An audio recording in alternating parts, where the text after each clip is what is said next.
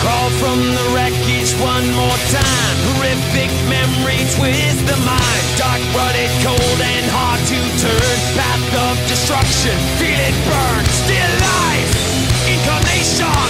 Still life, infamy.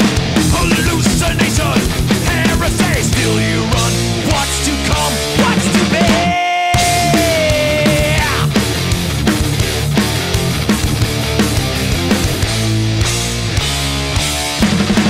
Cause we hunt you down without mercy. Hunt you down all nightmare long. Feel us breathe upon your face. Feel us shift every move we trace. Hunt you down without mercy. Hunt you down all nightmare long. Yeah. Looks, runs. I can crawl again, but your luck runs out time.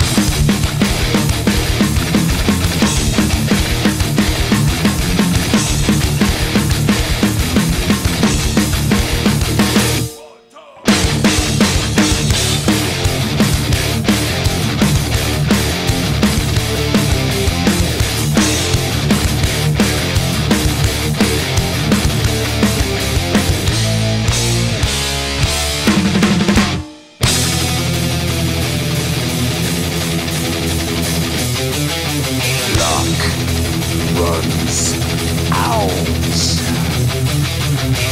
The light that is not light is here to flush you out with your own fear. You hide, but will be found. Release your grip without a sound. Still life, immolation.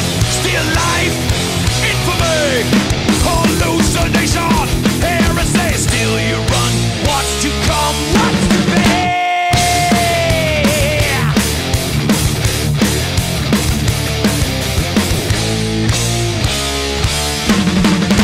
We hunt you down without mercy.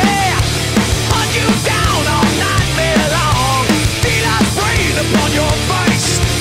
Feel us shift every move we trace. Hunt you down without mercy. Hunt you down all nightmare long. Yeah.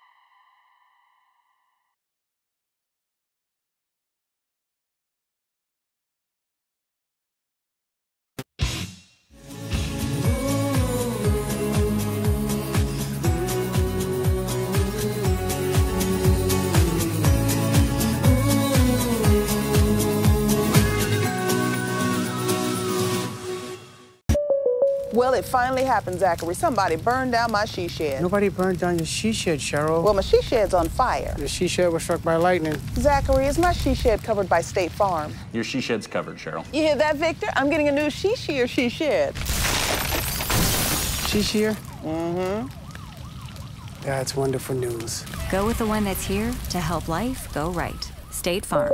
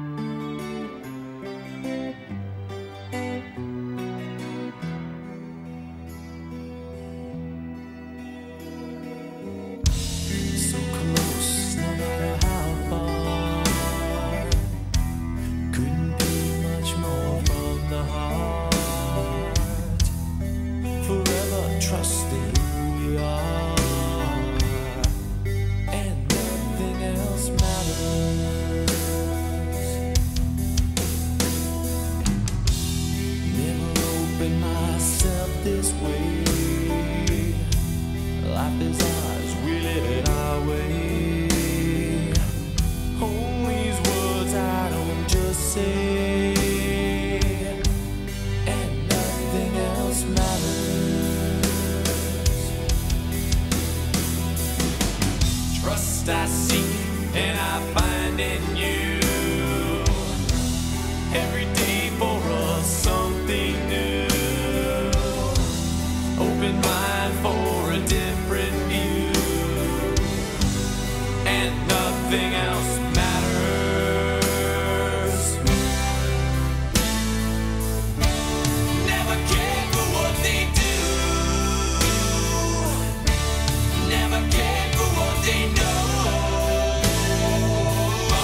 But I know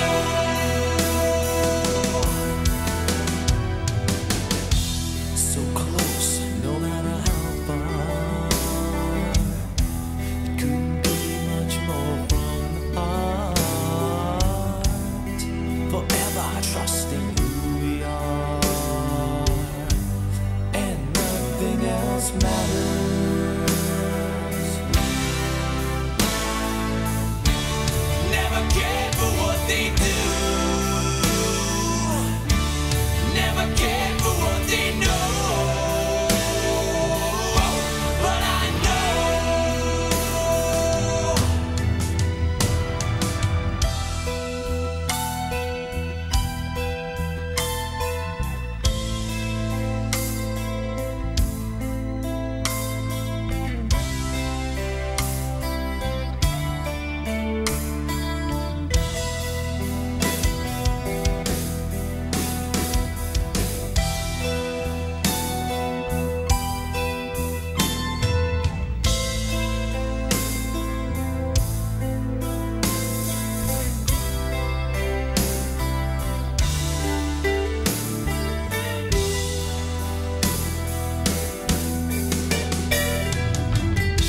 I never opened myself this way.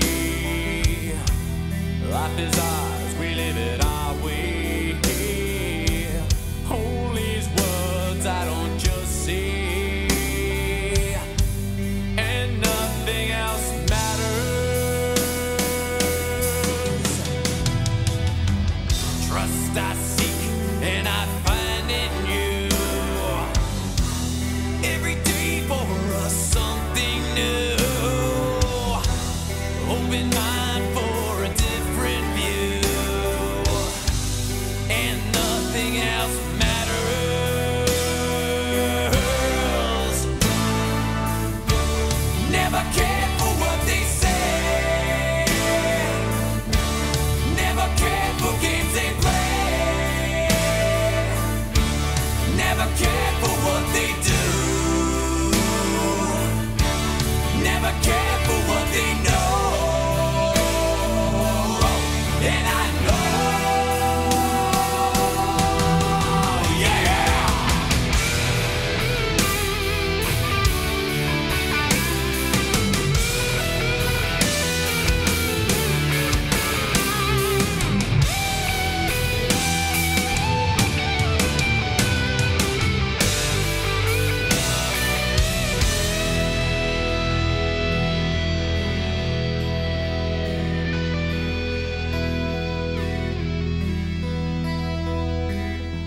So close, no matter how far.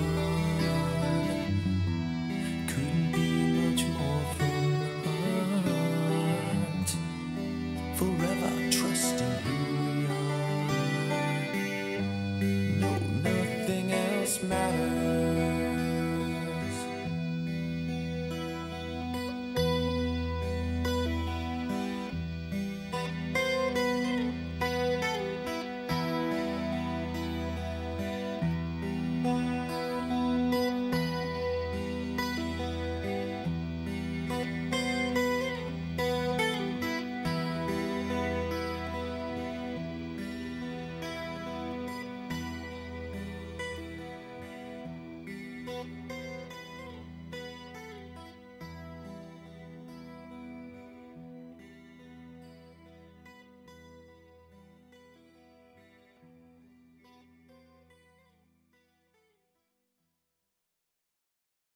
Have you ever felt?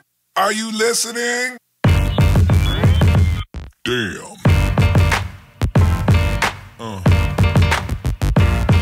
Yeah. Yeah. Yeah.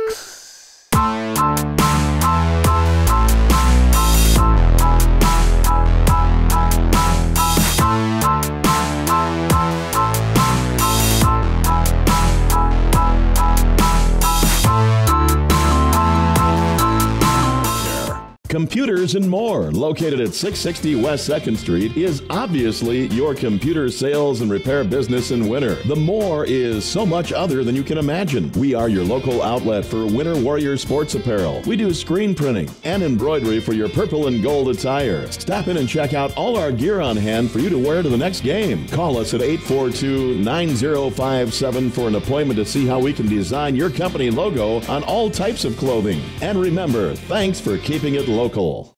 Life's an adventure filled with excitement, challenges, and achievement. Farmers Union Insurance can provide you the safety net to keep you moving toward your goals and enjoying life's rewards. With multiple locations across the state, Farmers Union Insurance agents provide quick quotes and professional services you deserve. Since 1948, Farmers Union Insurance has focused on insuring the people of South Dakota. From the most remote quarter section to the busiest intersection, Farmers Union Insurance, insuring a brighter tomorrow. We hope you are all enjoying the student productions of your school. Tonight's event and every event produced by your school during the school year are created, filmed, and produced by the students you love to follow and support. Become a booster of your school's live event coverage by becoming a sponsor. It's a great way to show your support of the athletes and students in your community. As a sponsor, you'll get great visibility for your business, organization, or family by supporting the live productions of your school. Where will you find Black Hills State University graduates? Everywhere, locally, nationally, and internationally. Black Hills State University is where community leaders are inspired, where future teachers are prepared, where global connections lead to business connections, and where underground research is changing the way we understand the universe. Visit bhsu.edu and enroll now at Black Hills State University, where you can earn your degree affordably and with campuses in Spearfish and Rapid City. Stay in the beautiful Black Hills. Where does your future begin? At Black Hills State University. Where Have you ever felt? Are you listening? Damn.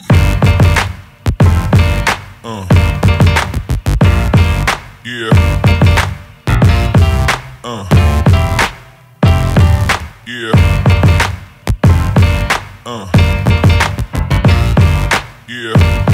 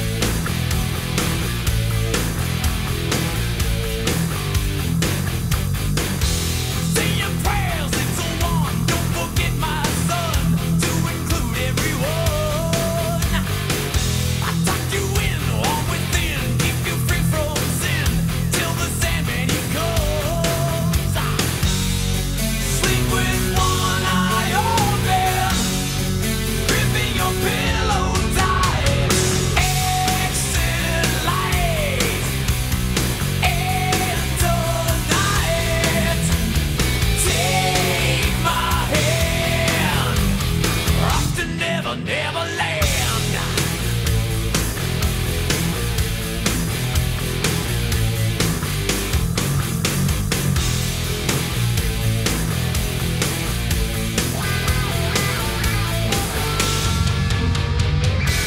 Something's wrong, shut the light, heavy thoughts tonight, and the honors the white. Dreams of war, dreams of lies, dreams of dragons fire, and the things that will fight. Yeah. Sleep with one eye open, gripping your pillow tight. Exit light, and tonight. Take my hand, off to never, never land.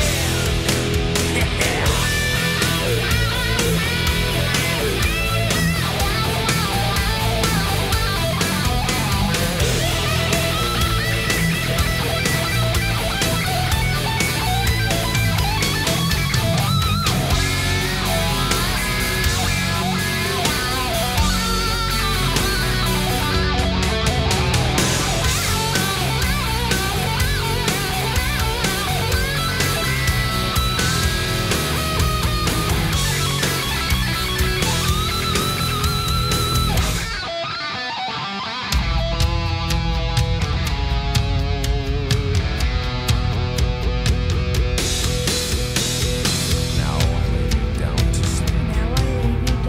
Pray the Lord my soul to keep. If I die before I wake, pray the Lord my soul to take. Hush, little baby, don't say a word, and never mind that noise you heard. It's just the beasts under your bed, in your closet, in your head. Exit light, and tonight. Grain of sand. Exit light, and tonight. Take my hand, off to never, never land.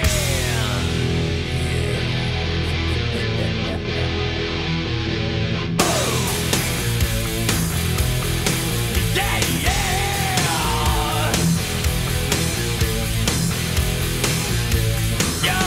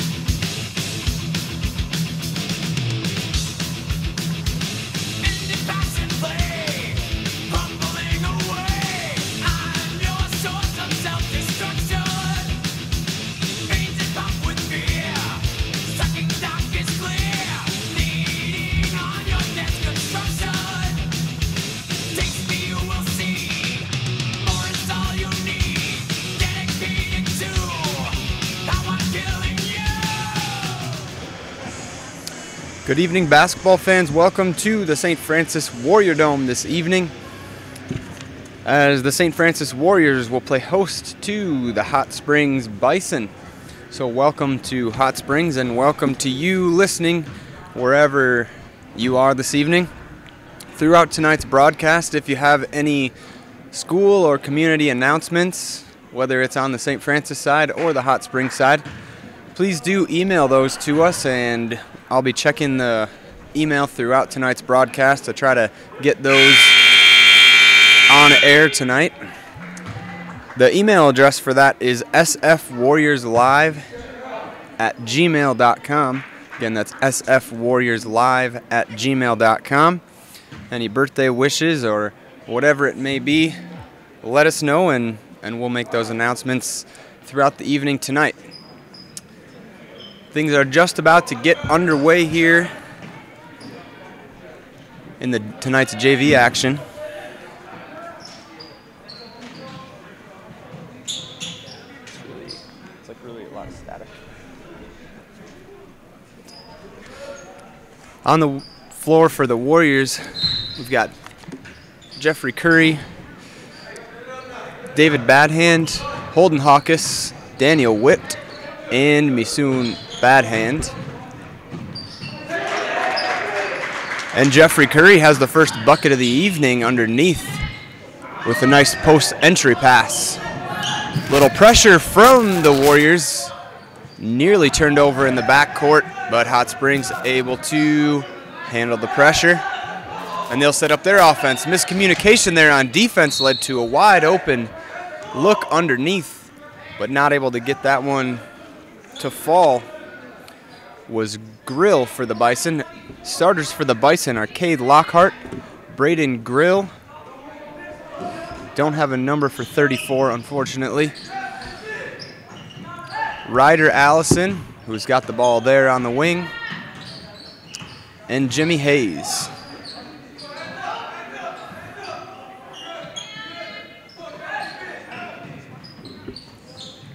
Inside is number 34. We'll try to get that name for you. Maybe we can get that at halftime.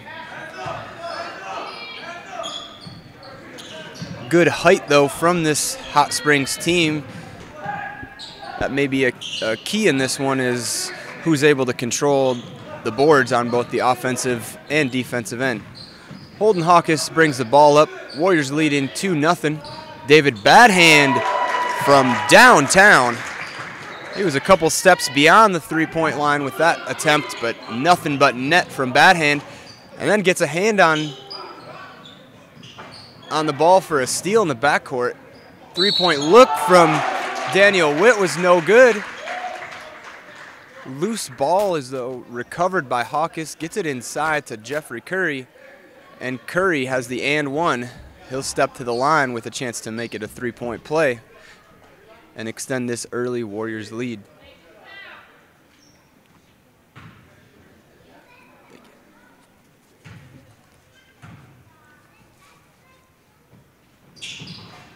Curry able to convert on the free throw, and it's 8-0 St. Francis early on in this one. Warriors keeping the pressure on in the backcourt, but that was Hayes' cross-court attempt, sailed over the head of the teammate, out of bounds. Hayes, a freshman, starting in this JV matchup here.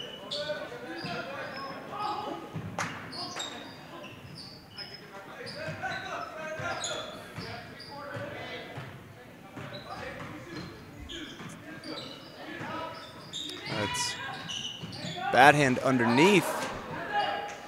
Both David Badhand and Misoon Badhand starting in this one. Not able to get it to go, and we've got a timeout on the floor for Hot Springs.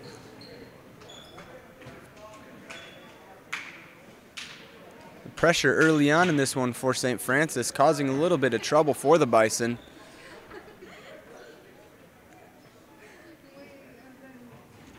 So tonight's varsity action will feature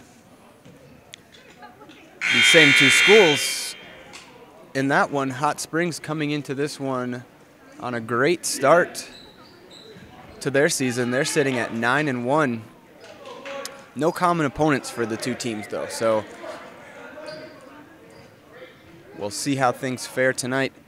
Whereas the Varsity Warriors team coming in on a bit of a skid here, dropping 4 games in a row, trying to turn their fortunes around.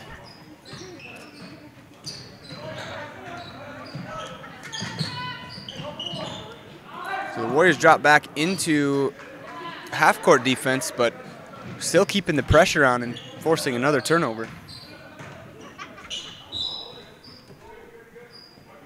Ball poked away there, but it'll stay with the Warriors.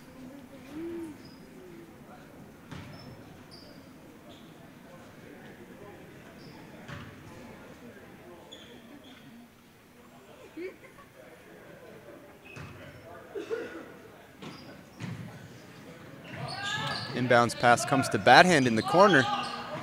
Badhand's three-pointer off the side of the backboard, bounces out of bounds. That'll give the Warriors a chance to set up their pressure here.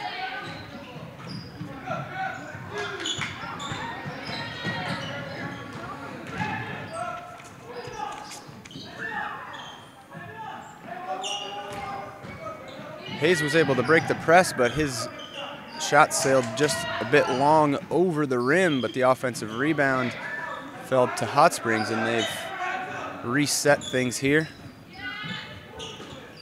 Hayes gets it to Grill on the wing. Grill inside. Bison attempt no good. Jeffrey Curry clears the board, and Holden Hawkes will set things up, coming the other way for St. Francis.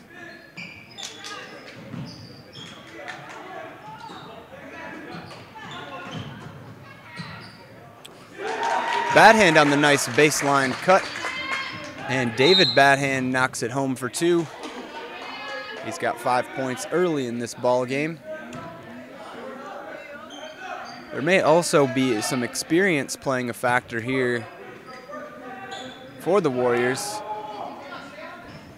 Jeffrey Curry and Holden Hawkes, both seniors, so haven't gotten a ton of playing time on the varsity floor this year.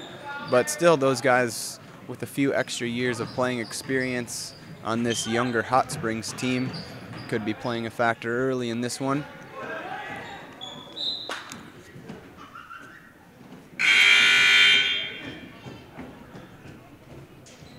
Warriors still lead this one by a score of 10-zip. Kyler McCloskey checking into the game for the Warriors. Kyler, another player who has seen some action on the varsity team this year, but again, just having that need for experience to really develop to the next level. And there's Kyler showing some of that savvy as he's able to pick off the pass and take it the distance for a bucket. Another steal in the backcourt. This is Jeffrey Curry on his way up. He's fouled. Head to the line for a pair.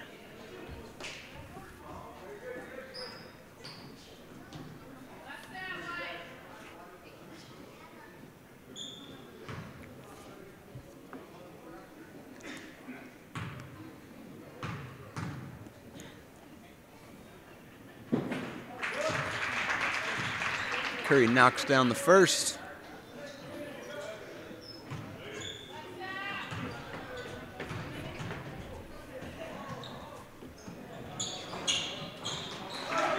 And the second falls through as well. Warriors lead 14-0. Just under 3 minutes to go in the first quarter. That's Braden Grill with the bucket for the Bison. And that'll be their first points of the evening.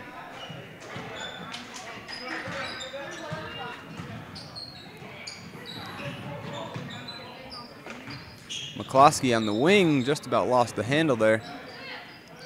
Kicks it back out to Badhand. Good patience on the offensive end tonight from the Warriors thus far in this one. Hawkes climbs the back of the Bison player and is whistled for an over-the-back foul. That'll be Hawkes' second personal.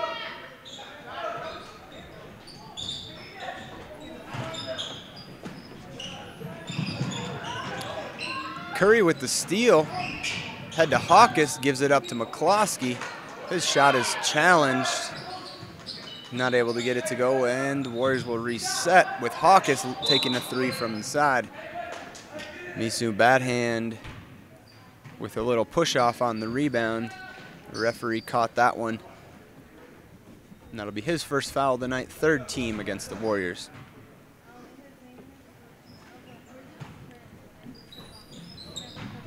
Hot Springs has had a little success here getting the ball in.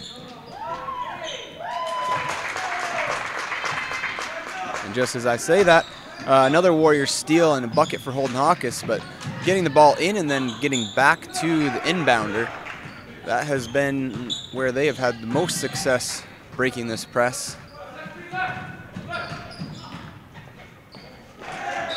And again, the Warriors pressure, even in the half court, getting to these Bison guards.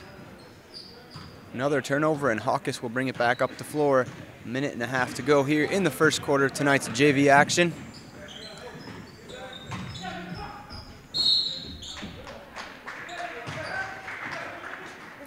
Curry fouled. Looked like initially he was going to go up for a shot there, but decided to pass, and so there will be no free throws awarded, but Badhand set to inbound underneath. A nice cut from McCloskey. McCloskey gives it up to Badhand. Badhand with the left-handed shot up and in.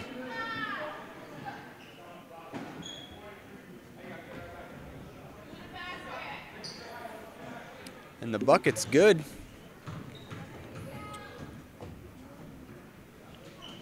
Badhand not able to convert the three-point play, but the Warriors will keep the pressure on.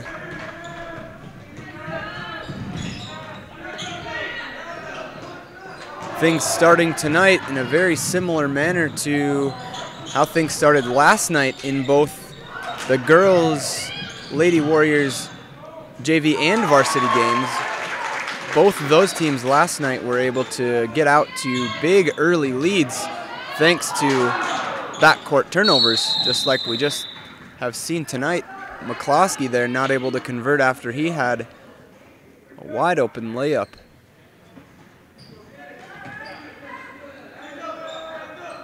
But again, this defensive pressure has been strong early on in this one. See if the Warriors are able to keep the pace. Can be exhausting out there to be in full court press mode. But fortunately, it looks like Coach Whirlwind Soldier has a deep bench for tonight's game.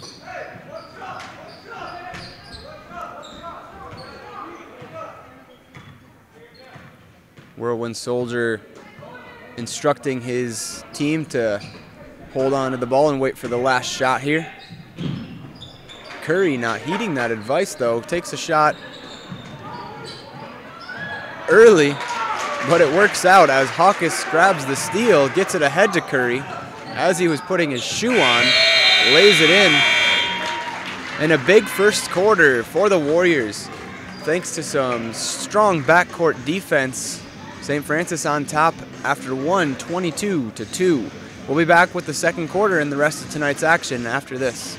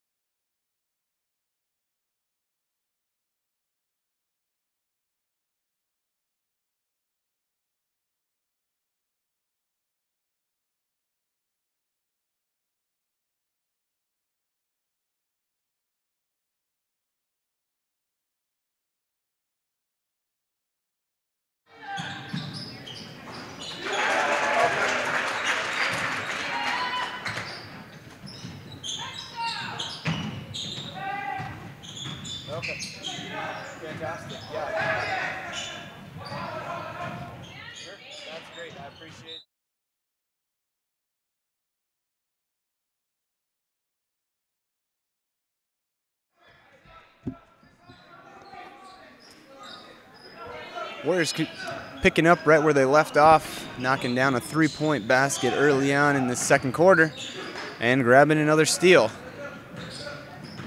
Hawkes bringing the ball up the other way. Gets it to McCloskey on the wing. Hawkes one extra step there before he put down the dribble.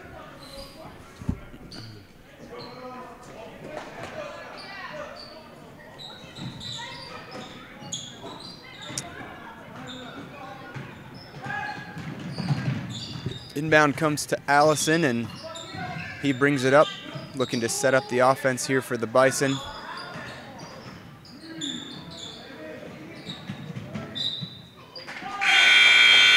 Last touch by the Bison, though, and the Warriors will bring it back down.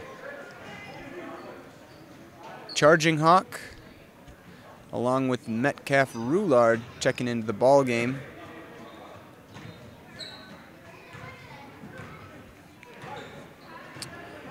Charging Hawk, a sophomore. Metcalf Roulard, a freshman.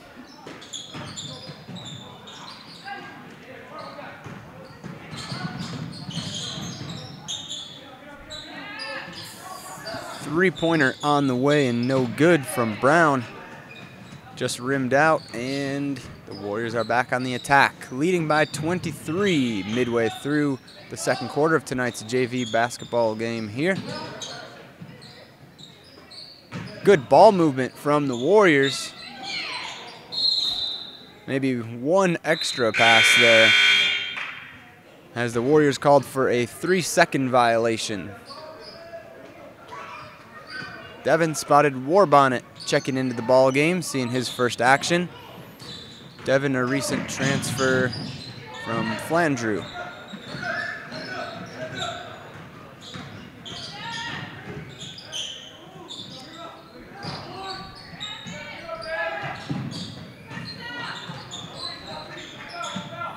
Hot Springs, nice patient offensive possession here. Good defense played by the Warriors, forcing them to kick it back out. Athletic move there from Allison, but wasn't able to get the left-handed scoop shot to go.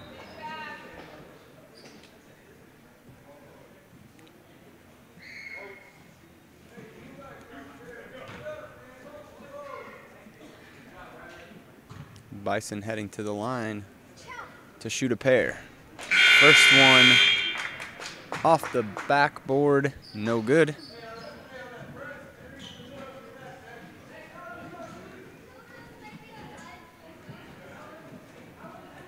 Henry Quickbear checking into the ball game here with 4:49 to go in the second quarter. Rebound grabbed by spotted Warbonnet. Gives it up to Quickbear. McCloskey sets things up out top. Charging Hawk from the corner, left open. Bit of side spin on that shot. No good, but McCloskey whistled for a travel out top, and it'll be Hot Springs basketball looking to get something going offensively against this Warrior pressure.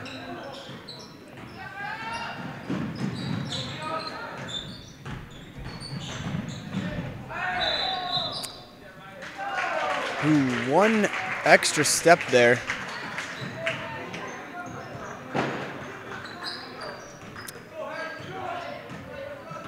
Not totally sure about that call there, but they'll say he took an extra shuffle step there before getting the shot attempt off. Ball rolls out of bounds. It'll stay with the Warriors. Timeout on the court. Well, we've got a timeout. We'll let you know that students will be enjoying a 3-day weekend here at St. Francis. On Monday, no school for students. All staff will be receiving a professional development training on our monthly professional development Monday. Monday's training will be led by Craig Howe of Cairns. And so again, that's open to the public at noon here at the gym at St. Francis. Craig Howe is a very engaging, fun, and also incredibly informative speaker. I've had a chance to talk to him on several occasions, and I'm really looking forward to having him here at the school on Monday to speak with our staff. And again, that is open to the public at noon. Also happening next week, we will have an early release on Thursday, as we are having a parent night, and that is for all students K through 12. Parent night on Thursday. That's the 31st. Also happening Thursday is the Tribal Council's honoring of L&I participants, and that will be for all students who participated in any L&I event from St. Francis, Todd County, as well as White River. So that will be happening at the Todd County Gymnasium on Thursday. Not sure on the exact time, if that's 11 or noon. But it'll be a busy week, as always. Spotted Warbonnet on the attack from the high post. Had his legs taken out from underneath him and took a bit of a hard fall there, but he'll stay in the game. Warriors set to inbound. Spotted Warbonnet finds McCloskey, who lays it up and over the front rim, extending the St. Francis lead to 25. Pressure stays on. McCloskey nearly got a steal there. Hayes brings it up. McCloskey pokes it away, gets it ahead to Metcalf Roulard. He goes up with the left-handed scoop, no good.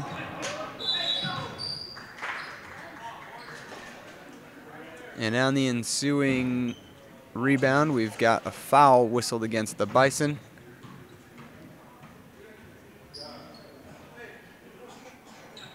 And are they going to say it was a shooting foul? Players lining up as though we're shooting free throws.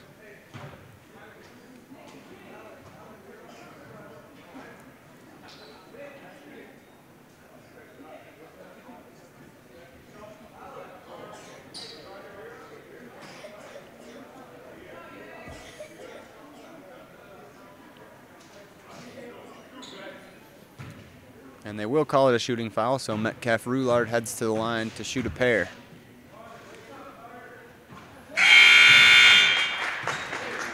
First one falls through.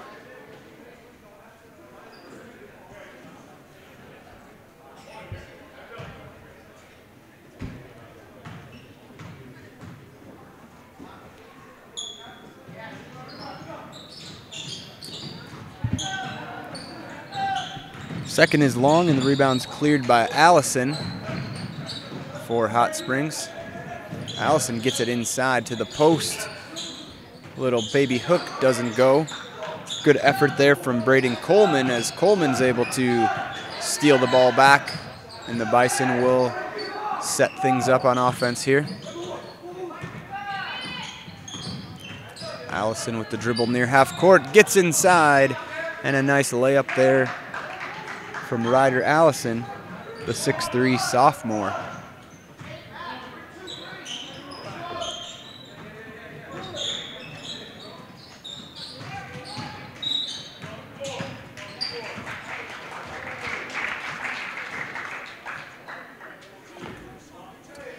And with that foul, it will send St. Francis to the free throw line to shoot a 1-and-1.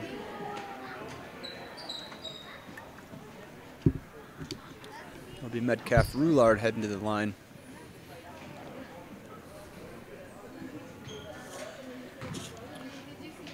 Midway through the second quarter here, St. Francis leading thanks to a number of steals on their full court pressure. And those steals have led to a number of open buckets.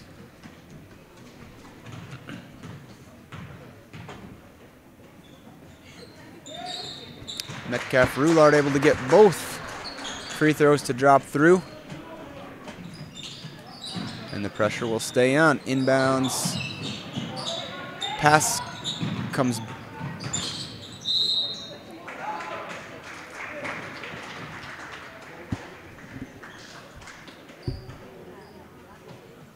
Another foul there, and McCloskey will head back to the line to shoot a 1-and-1.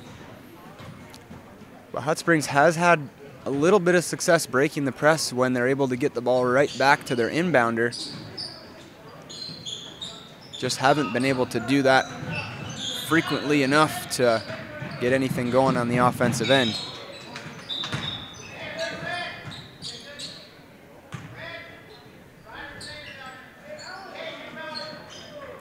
Charging Hawk whistled for the reach-in and then slammed the ball down in frustration.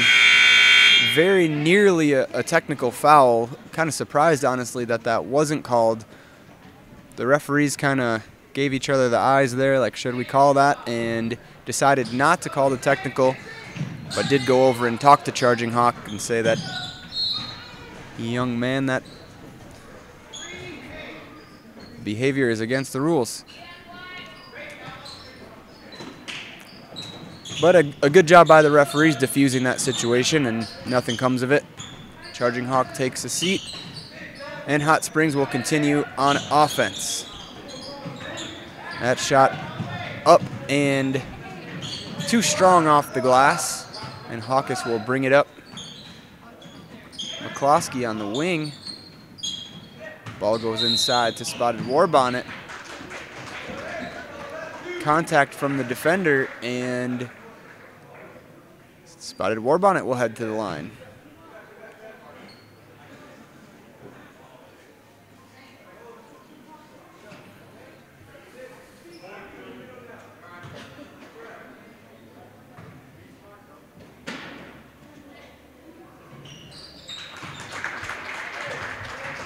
First free throw is good.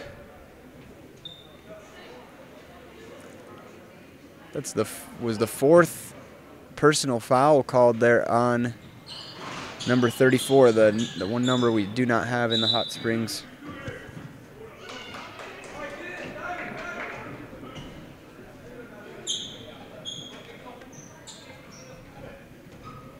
Foul whistled in the backcourt there. That's the 5th team foul. Allison, nice behind the back dribble, but his pass is intercepted by Metcalf Roulard. Gets it ahead to Daniel Witt, tries to draw the contact, not able to get it. Hawkes takes it inside, lays it up and off the glass and in for 2. Another reach-in foul whistled against the Warriors. This one will go against Daniel Witt.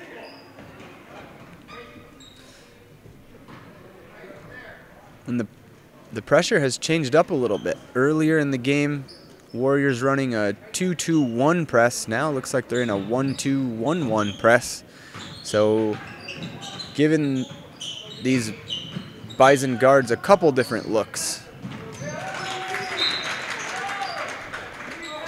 Long pass ahead. Good idea there, but Coleman just wasn't able to hold on to it. Would have had a 2-on-1 there.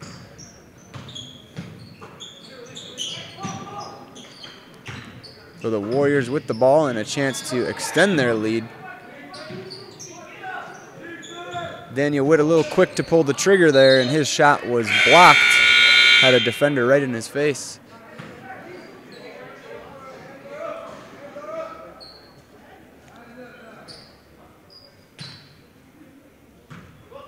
Hot Springs set to inbound.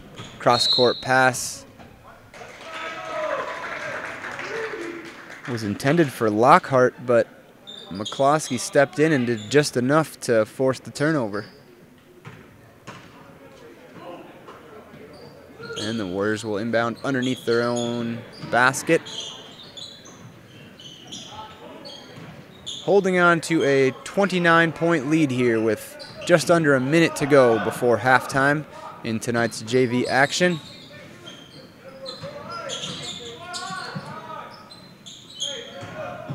McCloskey drives it in. Nice mid-air adjustment there to get the shot up. Metcalf Roulard grabs the board. No good. Lockhart was on the attack there for Hot Springs, had it poked away from behind by Daniel Witt. See if the Bison are able to go into the halftime here with any sort of momentum after struggling to get things going in the first half, thanks to the St. Francis pressure. Foul whistled against Daniel Witt, his second, but that foul will put the Warriors over the limit. So Lockhart heads to the line to shoot the first of a 1-and-1. Long off the back iron, rebound falls to Allison, not able to get the putback to go. And we'll try this whole one-shot thing again as the shot clock is off. 10 seconds remaining.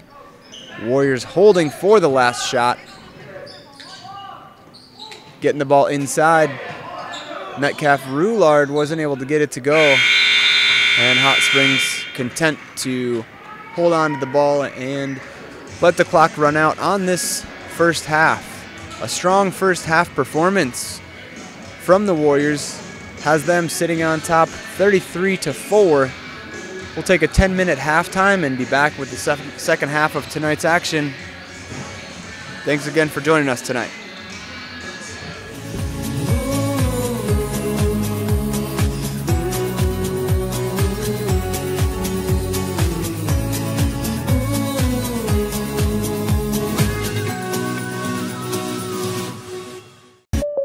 Well, it finally happened, Zachary. Somebody burned down my she shed. Nobody burned down your she shed, Cheryl. Well, my she shed's on fire. Your she shed was struck by lightning. Zachary, is my she shed covered by State Farm? Your she shed's covered, Cheryl. You hear that, Victor? I'm getting a new she shed. She shear? Mm-hmm. That's wonderful news. Go with the one that's here to help life go right. State Farm.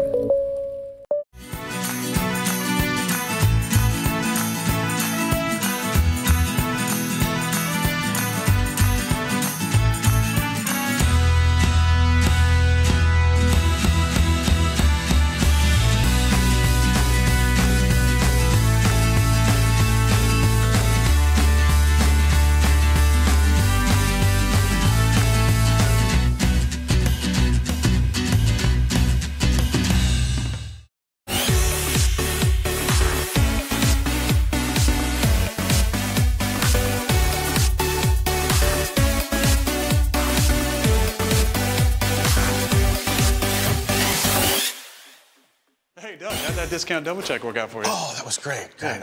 I wish I had double checked before discussing that play earlier. Did anybody catch that play? No. Nope. Okay, we're gonna act like we're debating about it. You two do the bouncy football thing. You rub your head like it's a real tough call. No, that looks like you're having a migraine. I'm gonna break the huddle confidently, and we're gonna call it incomplete. Mic's on! First down! Thank you! 70,000 people were there. 20 million more watching at home. Got it! Save big with State Farm. Living in the Midwest, the weather can turn on a dime. Last year, a storm knocked Koya and Hits 96 radio stations off the air, but because of the amazing crews at Cherry Todd Electric Cooperative, we were back on within a couple of hours. As a partnership between the radio station and Cherry Todd, it was important to get back on the air to inform our listeners about the storm.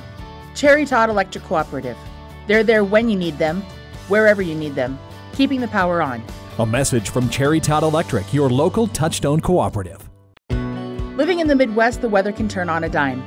Last year, Winter Regional Healthcare Center is proud to sponsor coverage of Winter Warriors and Lady Warriors athletics and activities on Winter Warriors Live. Best of luck in today's event here at Winter Regional Healthcare. We are committed to professional care with a personal touch at our locally owned hospital, clinic, and long-term care facility. For more information on services we provide, check out our website at winterregional.org. Winter Regional, proud to support the student athletes and activities. Honored to serve the families of South Central South Dakota and our community for over 65 years. Remember, professional care with the personal touch at Winter Regional Healthcare. Computers and More, located at 660 West 2nd Street, is obviously your computer sales and repair business in winter. The More is so much other than you can imagine. We are your local outlet for Winter Warrior sports apparel. We do screen printing and embroidery for your purple and gold attire. Stop in and check out all our gear on hand for you to wear to the next game. Call us at 842-9057 for an appointment to Let's see how we can design your company logo on all types of clothing.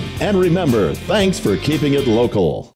Life's an adventure filled with excitement, challenges, and achievement. Farmers Union Insurance can provide you the safety net to keep you moving toward your goals and enjoying life's rewards. With multiple locations across the state, Farmers Union Insurance agents provide quick quotes and professional services you deserve. Since 1948, Farmers Union Insurance has focused on insuring the people of South Dakota. From the most remote quarter section to the busiest intersection, Farmers Union Insurance, insuring a brighter tomorrow. We hope you are all enjoying the student productions of your school. Tonight's event and every event produced by your school during the school year are created, filmed, and produced by the students you love to follow and support. Become a booster of your school's live event coverage by becoming a sponsor. It's a great way to show your support of the athletes and students in your community. As a sponsor, you'll get great visibility for your business, organization, or family by supporting the live productions of your school. Where will you find Black Hills State University graduates? Everywhere, locally, nationally, and internationally. Black Hills State University is where community leaders are inspired, where future teachers are prepared, where global connections lead to business connections, and where underground research is changing the way we understand the universe. Visit bhsu.edu and enroll now at Black Hills State University, where you can earn your degree affordably and with campuses in Spearfish and Rapid City. Stay in the beautiful Black Hills. Where does your future begin? At Black Hills State University, where anything is...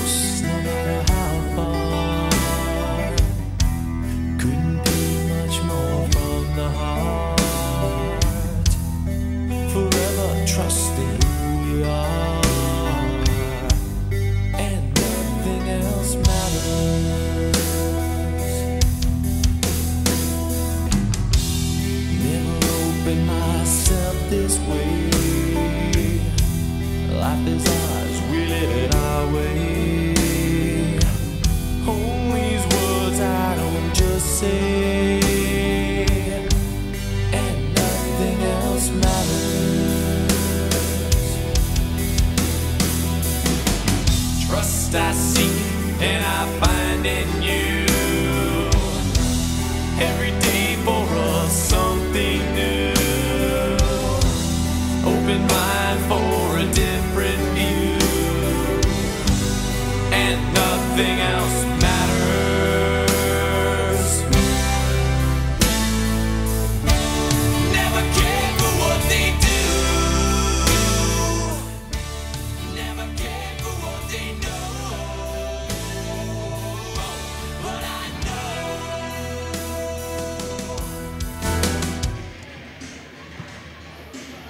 Welcome back to the second half of tonight's JV boys action between the St. Francis Warriors and the visiting Hot Springs Bison.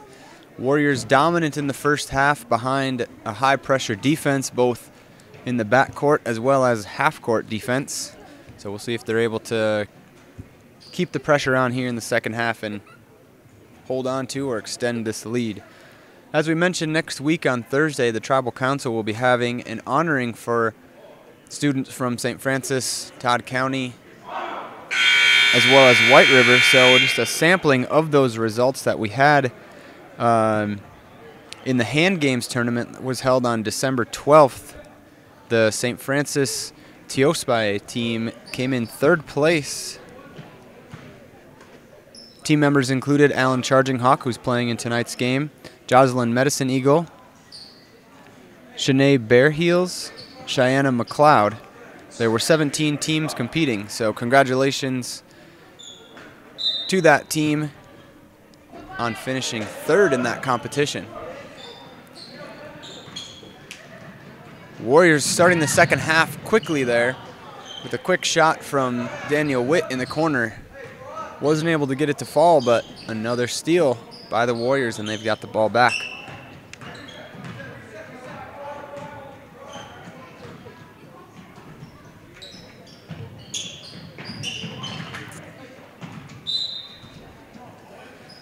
Just underway here in the second half of tonight's ball game. The clock is running despite the ball being out of bounds. I'm not sure if that is intentional due to the lead and maybe Hot Springs wanting to get back on the road before conditions get too icy tonight, or if that was a mistake, but something to keep an eye on here in the second half. Bad Hand knocks down the three-point bucket, and the Warriors extend their lead. Nearly a steal there, but Allison's able to save it. Nice pump fake. Goes up with the shot, no good, gets his own board. Put-back attempt falls short, and the Warriors back on the attack. Goes ahead to Daniel Witt. Daniel Witt, shot from the quarter.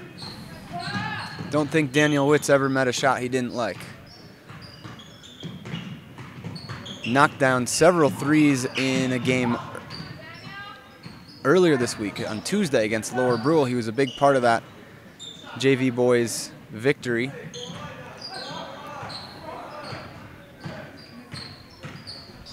I'm certainly not criticizing him. I'm a very eager shooter as well myself, especially back in the day. Oh, turns one down. He must have heard me.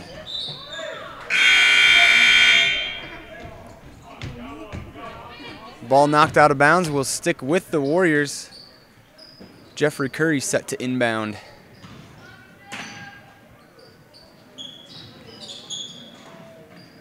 Comes into Bad Hand, gets it out to Hawkes. Bad Hand from straight on. That one just a bit short. Heads up play by Hawkes to tip the ball out to Kyle Harryshirt.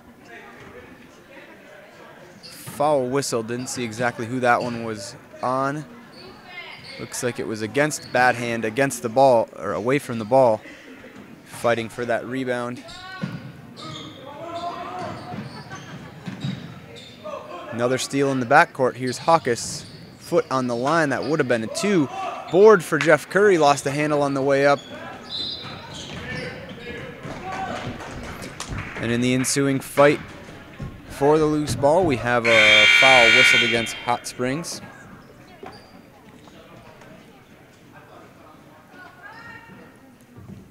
And that is the fifth foul. So not even halfway through this third quarter. And number 34 for Hot Springs commits his fifth personal foul.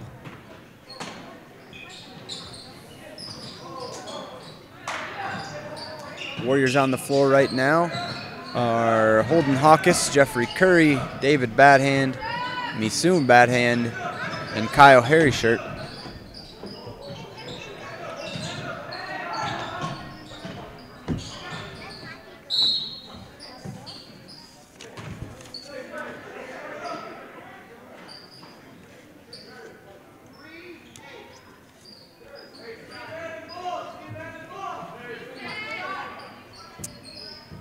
Foul whistled against Bad Hand. That'll be the Warriors' second team foul of this third quarter.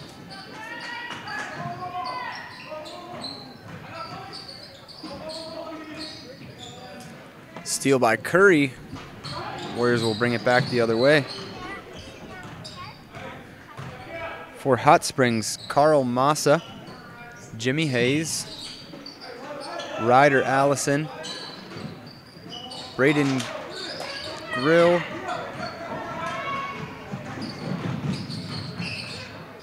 and Braden Coleman are the 5 Bison players on the court right now. Little no-look delivery there from Allison, not quite able to connect. Warriors will bring it back up with a 32-point lead. Great defensive effort holding the Bison to just 4 points this evening. They've had 2 points in each quarter thus far.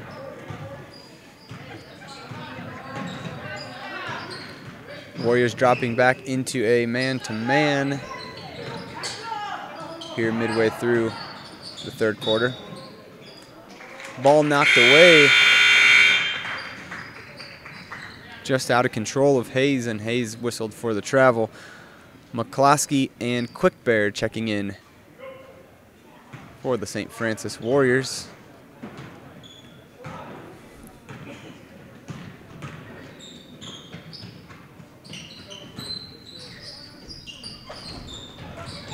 Ball goes into Misu Badhand. He's up and through the defender for 2.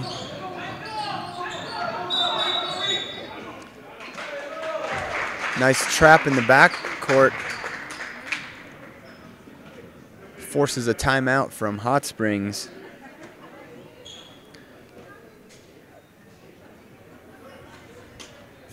Well, we've got another break in the action here. Another team who was competing at LNI had a team competing in the Language Bowl, and that team was made up of Whisper Crow Dog, Yamni Horse Looking, Alan Charging Hawk, Jocelyn Medicine Eagle, and Cheyenne McLeod. Also like to shout out Vicky Oliver for displaying the pictures to Spot, and Shanae Bearheels for setting up the stage with William McCloskey, as well as Haley Oliver for helping out with the song.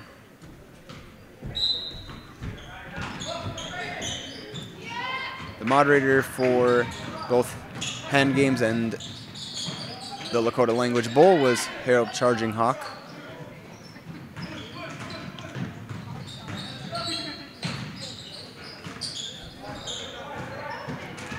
Under a minute to play here in the third quarter. McCloskey with the ball out top. Hot Springs playing a zone defense here in the third quarter. A little hop there from Misu Badhand before he made his move, and he's whistled for the travel. And we do have a running clock here throughout this third quarter. Nice cut to the middle there. Good adjustment there by Hot Springs, able to break the pressure, and that's Allison knocking down the bucket. Lead still at 32 though. St. Francis comfortably ahead in this one. 10 seconds left. Gonna hold for the last shot. McCloskey drives in, loses the handle.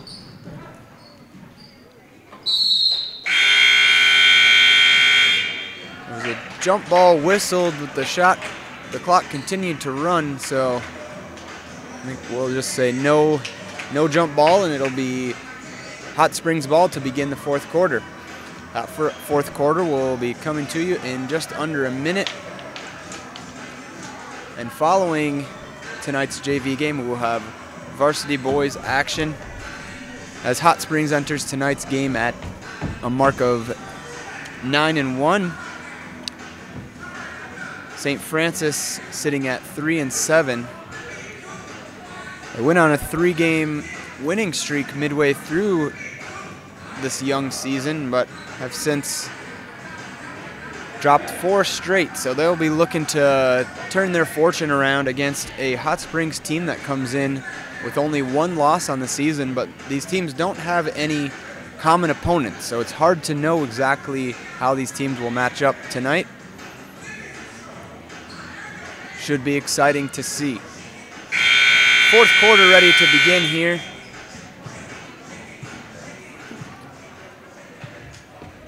Before it does, though, we'd also like to give a shout out to the Knowledge Bowl Quiz Bowl team, as they placed 3rd overall, and team members of that Quiz Bowl team, Knowledge Bowl, were Tiana Hart, Matilda Anderson, Shelby Littleshield, Edgar Boneshirt, and Cameron Oliver.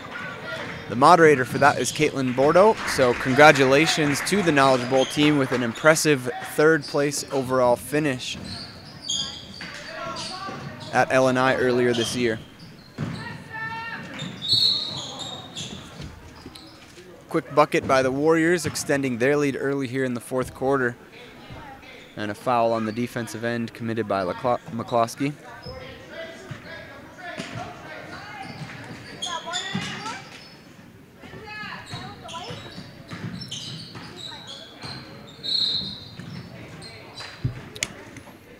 Foul whistled against Hawkes near midcourt. Defense has stayed aggressive throughout this ball game. Spotted Warbonnet and Metcalf Roulard checking in as the clock ticks under 6 minutes to go here in the ball game. Good defense there by Spotted Warbonnet as he stayed straight up, defending Grill's shot attempt, and then was fouled on the rebound.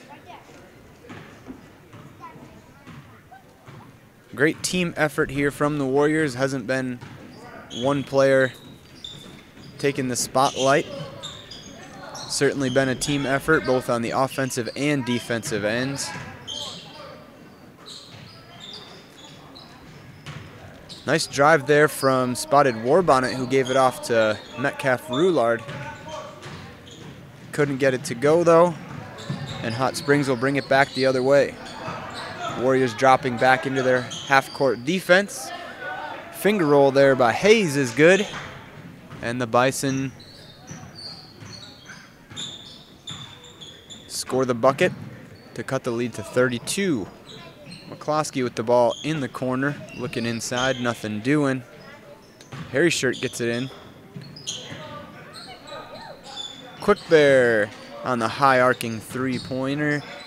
Off the rim and no good. Hot Springs will bring it back. Hot Springs has,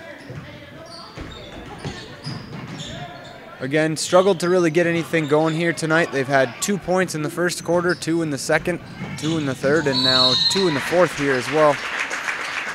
So consistent defensive effort from the Warriors. Metcalf Roulard got the bucket to go there on the nice fast break run out, and he's fouled, so he'll head to the line with a chance for a 3-point play.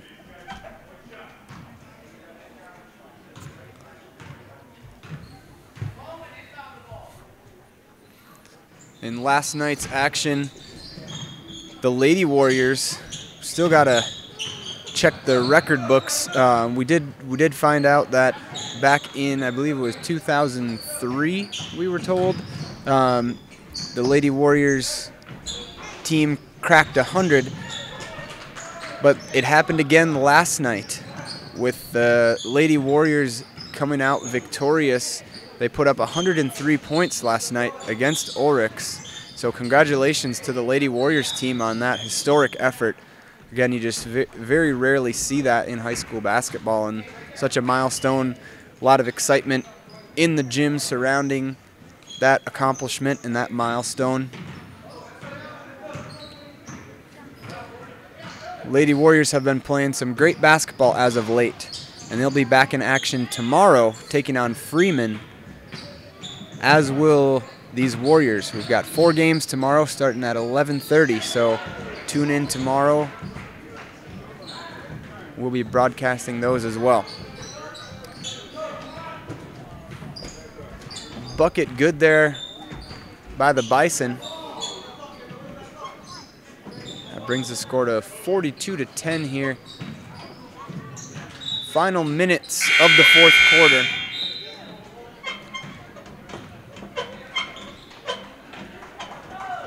Kendall Sharkey has checked into the game, seeing his first action of the evening. And Israel Sharpfish also checking in for the first time, along with Alan Charging Hawk.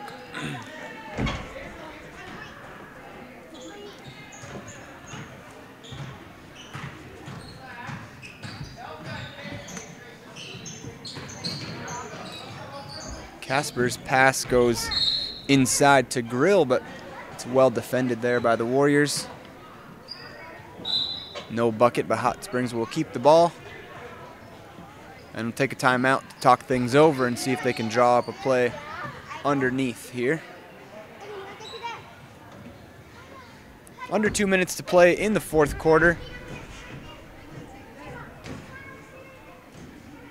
A few more participants at that Lakota Nation Invitational from earlier this school year. Several students went along with moderator Lita Brandis to the Oceti-Shakoi Treaty Conference. Those students were Cole Castaway, Nick Metcalf, Gerald Sharpfish, Brianna Whitehat, Bernadette Rubidou, and Jocelyn Medicine Eagle. So great experience for those students as well to participate in that treaty conference that was happening at the same time as LNI this year. Other participants include Ethan Kilsenwater, Daniel Witt, Terea Bordeaux, Chante Badhand. Those students participated in archery up at LNI. Mike Onestar was the moderator for that team. And a nice play out of the timeout there, as Braden Grill comes off a screen for a nice layup and is able to finish through the contact.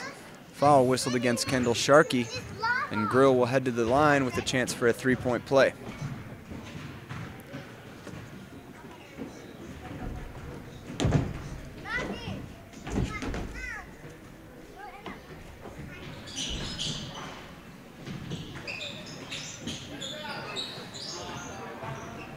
McCloskey comes away with the loose ball for the Warriors.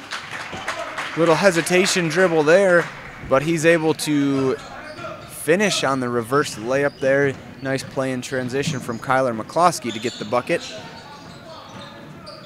Minute and a half to go in this one. Warrior pressure causes another turnover there as the Bison player went for the back cut. The teammate didn't see that coming. Ball falls out of bounds. Charging Hawk takes the inbound, gets it to Harry Shirt. McCloskey out top with it. Again, good patience tonight from the Warriors. McCloskey called for a travel there on the jump stop. Heads up play there from McCloskey as he comes in the backcourt and rips the ball away from the unsuspecting defender. And that leads to an easy bucket for him. There have been a couple travel calls tonight where it's hard to see. We're up here a ways away from the action, but I didn't quite see the travel that the referees have seen on the court. But Charging Hawk comes away with the turnover. Takes it the length of the court. No good. Kendall Sharkey, aggressive on the offensive board, picks it up. Ball back out to Charging Hawk from downtown. No good. Another board for Sharkey. This one, Kyle Harry Shirt. Premature celebration there from Harry Shirt.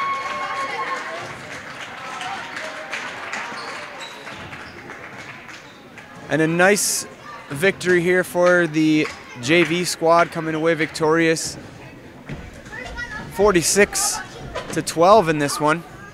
So congratulations to the boys on taking home the victory, and a hard-fought game there from the Hot Springs JV squad as well. Again, as we mentioned, a lot of those players playing on the JV team tonight for St. Francis do have some varsity experience. So that was certainly played a role tonight, as that experience led to a number of turnovers and easy buckets. So we've got 20 minutes on the clock until we are ready to get this varsity action started. Don't go anywhere. Come back in 20 minutes and we'll have all the action right here on SF Warriors Live. We do have our email account up and running as well, so if you have any announcements you'd like to make during this varsity game, send us an email at sfwarriorslive@gmail.com. But for now, we'll take a break, and we'll be back with the varsity action in 20 minutes.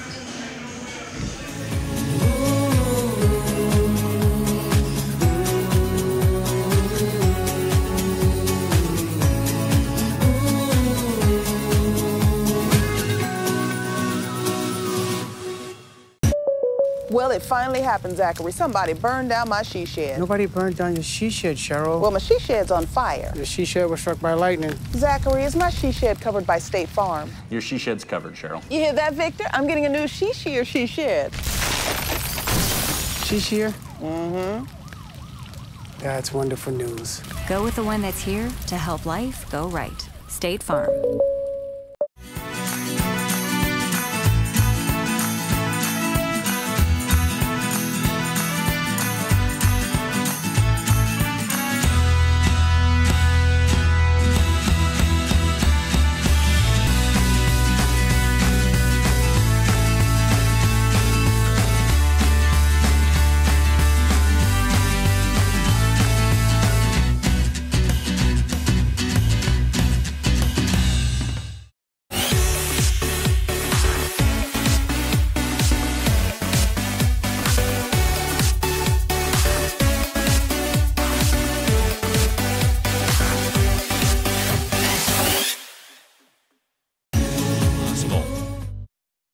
Hey, Doug, how'd that discount double check work out for you? Oh, that was great. Good. I wish I had double checked before discussing that play earlier. Did anybody catch that play? No. Okay, we're gonna act like we're debating about it. You two do the bouncy football thing. You rub your head like it's a real tough call. No, that looks like you're having a migraine. I'm gonna break the huddle confidently, and we're gonna call it incomplete. Your mic's on! First down! Thank you! 70,000 people were there. 20 million more watching at home. Got it! Save big with State Farm. Living in the Midwest, the weather can turn on a dime. Last year, a storm knocked Koya and Hits 96 radio stations off the air, but because of the amazing crews at Cherry Todd Electric Cooperative, we were back on within a couple of hours. As a partnership between the radio station and Cherry Todd, it was important to get back on the air to inform our listeners about the storm. Cherry Todd Electric Cooperative. They're there when you need them, wherever you need them, keeping the power on. A message from Cherry Todd Electric, your local Touchstone cooperative. Living in the Midwest, the weather... Winter Regional Healthcare Center is proud to sponsor coverage of Winter Warriors and Lady Warriors athletics and activities on Winter Warriors Live. Best of luck in today's event. Here at Winter Regional Healthcare, we are committed to professional care with a personal touch at our locally owned hospital, clinic, and long-term care facility. For more information on services we provide, check out our website at winterregional.org. Winter Regional, proud to support the student athletes and activities. Honored to serve the families of South Central South Dakota and our community for over 65 years. Remember, professional care with the personal touch at Winter Regional Healthcare. Computers and More, located at 660 West 2nd Street, is obviously your computer sales and repair business in winter. The More is so much other than you can imagine. We are your local outlet for Winter Warrior sports apparel. We do screen printing and embroidery for your purple and gold attire. Stop in and check out all our gear on hand for you to wear to the next game. Call us at 842-9057 for an appointment to see how we can design your company logo on all types of clothing. And remember, thanks for keeping it local.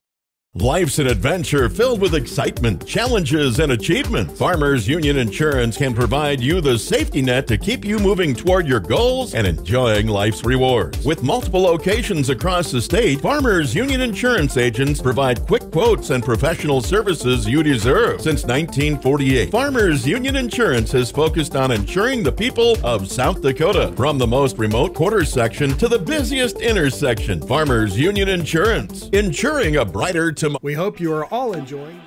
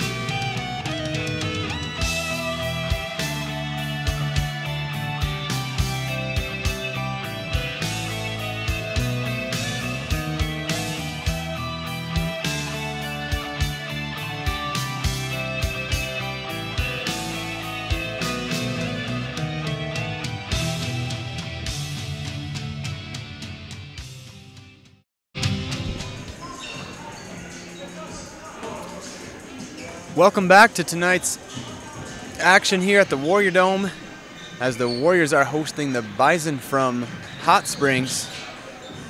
Thank you for joining us on this snowy Friday night. The gym's slowly but surely filling up here, but maybe expecting a slightly smaller crowd than usual due to the snow that came in today. Hot Springs entering tonight's ball game at 9-1. Strong start to the season for them. Warriors looking to turn things around tonight as they come in on a 4-game losing streak, but optimistic as they finished strong on Tuesday night against Lower Brule, just not quite able to complete that comeback. So they are, though, coming in just with a little bit of momentum. So we'll see how things pan out tonight.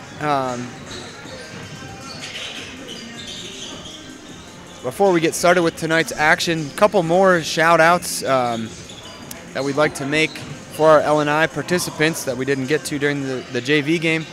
Did want to mention the chess team having a very strong performance. So in chess, there are 4 scorers, but St. Francis, we only took 3 players this year, and even despite that, we're able to finish in the top 3 as a team. So congratulations to Alan Charging Hawk, who finished in 3rd place, as well as Josie Menard. Those two both finished in a tie for 3rd place. And then Aaliyah Medicine Eagle finished in 2nd place overall. So congratulations to that team on a very strong performance. And moderator Elvin Esteron will be recruiting more players next year, because with an additional scorer, be looking at a championship potential next year at LNI. So again, congratulations to those students on their performance. Also, congratulations to the middle school spelling bee team as they placed 1st overall. Virginia Sharpfish was the overall winner as well, as she came home with the award. Other members of the team were Lavina Janis and Joseph Arkhorn, as well as David Flying, Charles Arkhorn, and Desmond Spotted Warbonnet. Moderator for the spelling bee this year was Steve Morell. So congratulations as well to the spelling bee team.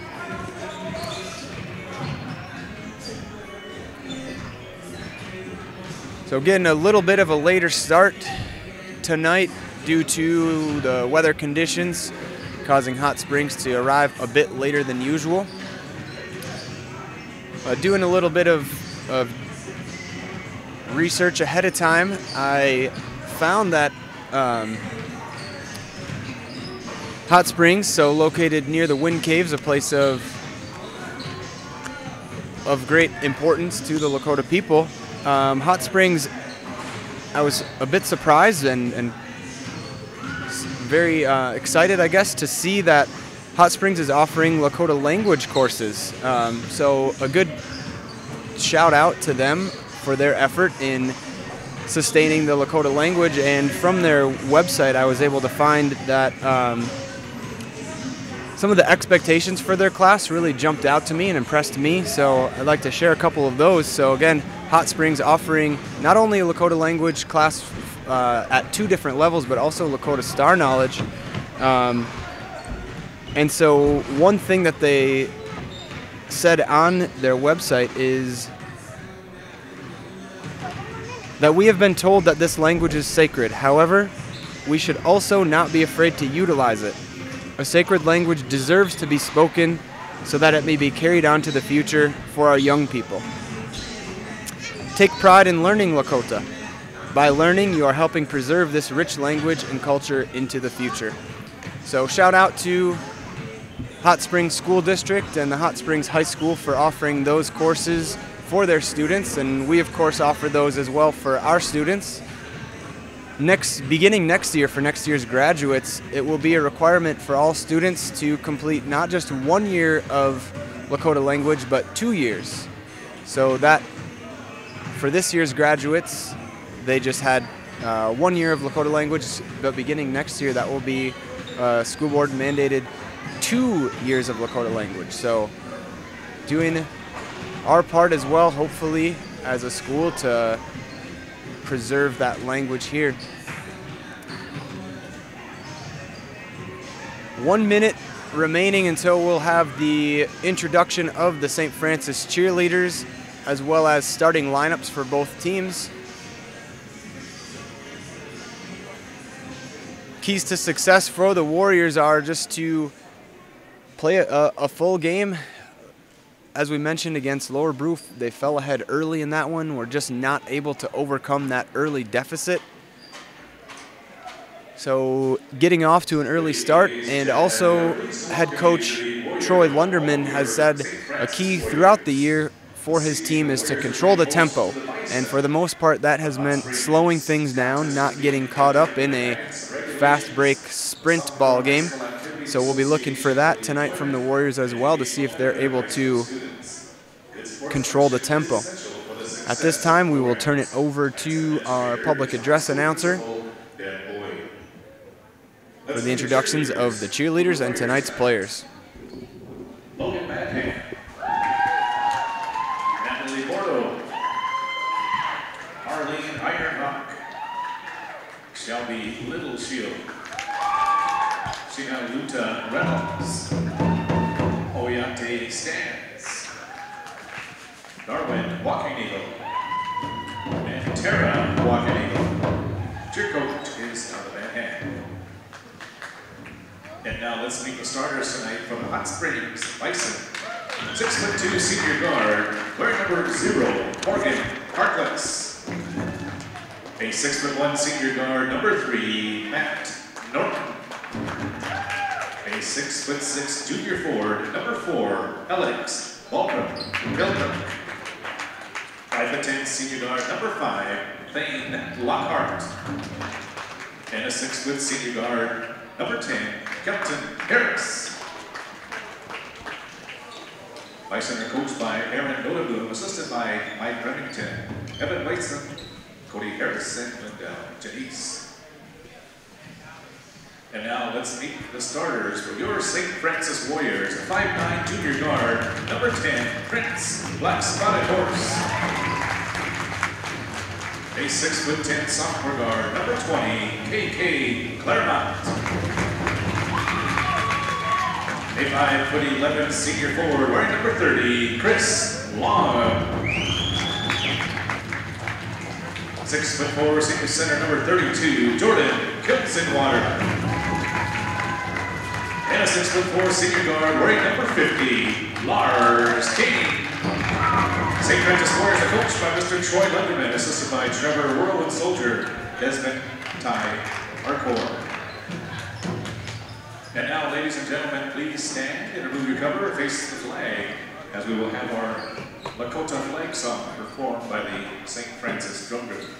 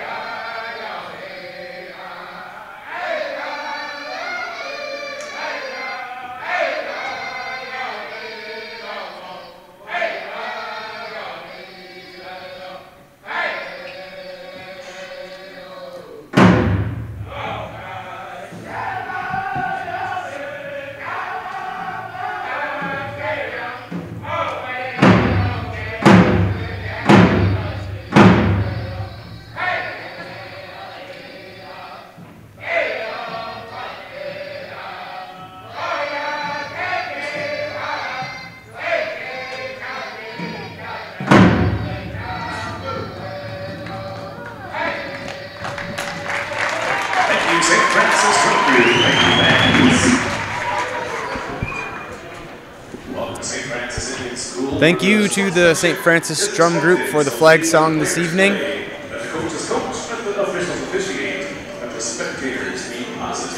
And also, I believe that was Echo Metcalf helping out. Echo, a freshman student here at St. Francis. And thank you for joining us tonight for tonight's varsity action between the St. Francis Warriors and the Hot Springs Bison. This is Aaron Epps on the play-by-play alongside DJ Serby handling technical duties tonight. Happy to be bringing you the action on St. Francis Warriors Live. We will have our email account up and running tonight, so if you've got any feedback on tonight's broadcast or announcements, shout-outs you'd like to make, feel free to email us at sfwarriorslive, all one word, @gmail.com. Hot Springs takes the tip, not able to convert on the first possession, and Claremont will bring it up for the Warriors' first of the evening. Claremont launches the three from the wing, no good. Rebound goes to Harkless.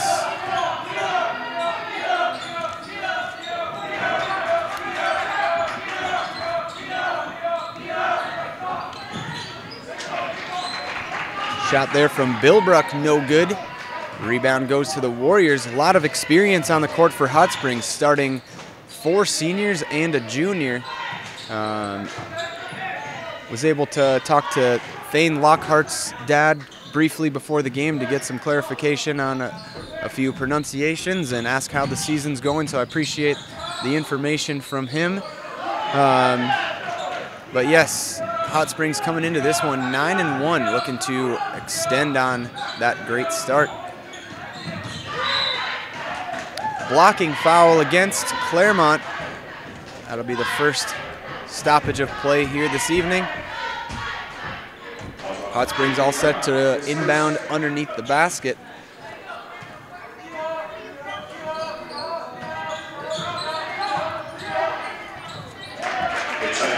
Nice screen and cut there, and Bilbrook either able to finish underneath, and he's got the first points of tonight's ball game. A little bit of pressure there from Hot Springs. Getting the ball inside to King. Different starting lineup tonight for the Warriors.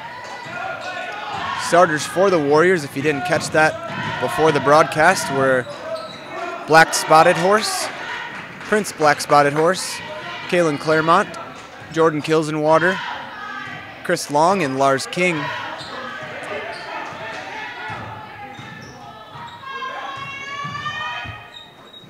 Warriors still looking for the first bucket here in this one. And Chris Long has it. Chris says hand down, man down, and he's able to knock it down from downtown. Warriors have their first lead of the ball game.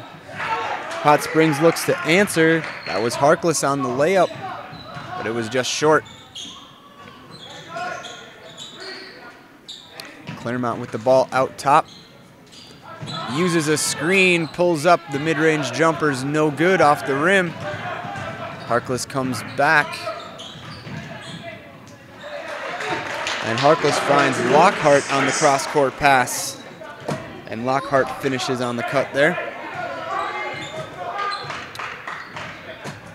So back and forth early as Hot Springs back on top by 1. Black Spotted Horse gets it to King out top. Kilsenwater from the corner. Nothing but net. Jordan Kilsenwater knocks down the three-point basket. That looking to be like it could be a key here tonight for the Warriors, as Hot Springs has come out in this one in a zone defense. A little miscommunication there between the coach and referee. Referee thought the coach for Hot Springs, Aaron Notabaum, was calling for a timeout there. He was just signaling out the defense. But the defense does look like actually a bit hard to identify. It looks like it could be just an extended 2-3 zone, and so one way to attack that zone is with outside shooting, and that has been effective early on. As King able to grab the offensive board and put it back up and in. Lars King getting the start tonight. I believe that is his first start of the season, as Jalen Barrow was not in the starting lineup tonight.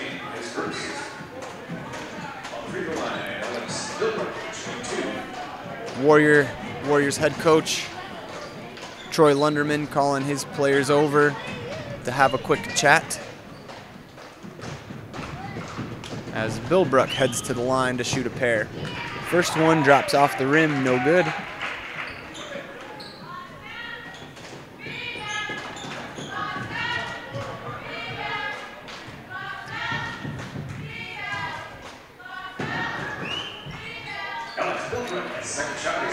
Alex Bilbrook connects on the second, and it's 8-5 Warriors in this one.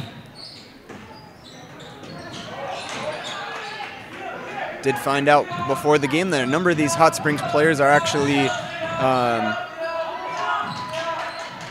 looking to play football next year. A number of them will be playing, just haven't made their decision about exactly where they will be going.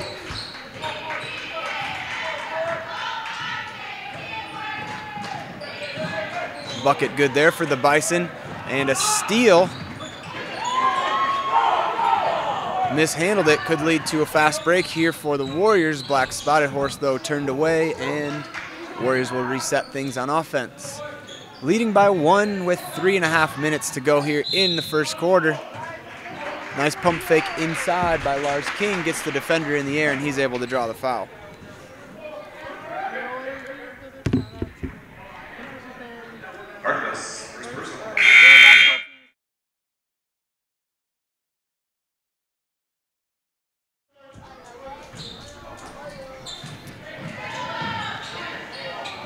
Long's inbound pass, just a little out of the reach of King there, not able to hold on to it.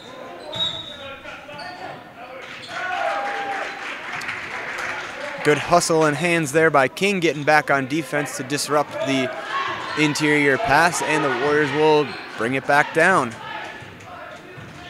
3 minutes to play here early on. First quarter action from the Warrior Dome. Kilsenwater feeling it early in this one. Nice job by Black Spotted Horse, who set that up with a nice behind-the-back dribble and was able to draw a double team and kick to a wide-open Kilsenwater. Kilsenwater, neither of his three-point shots here have even gotten close to touching the rim. Hot Springs not going to make that mistake again as they close out quickly on Kilsenwater this time.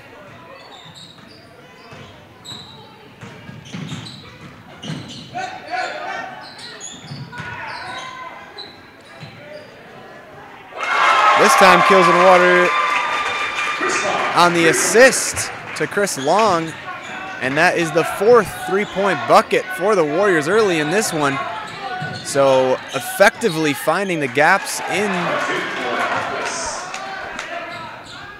this zone defense, but a quick response from Harkless.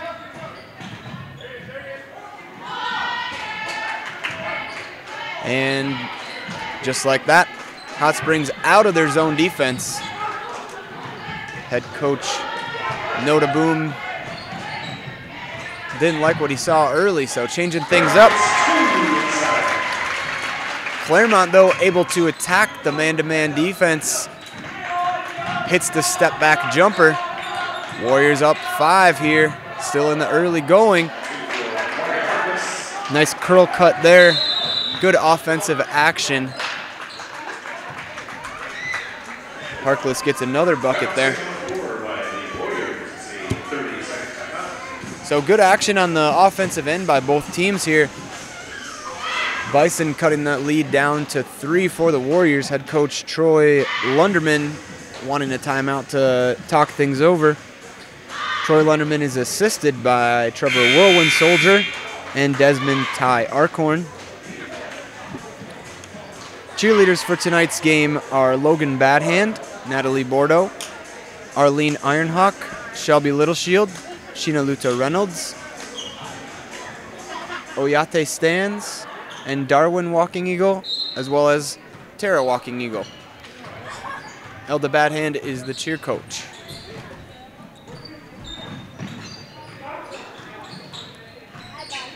So the Warriors with the ball and a 3-point lead. Just about a minute to go here in the first quarter of tonight's action. We thank you for joining us on this snowy Friday evening.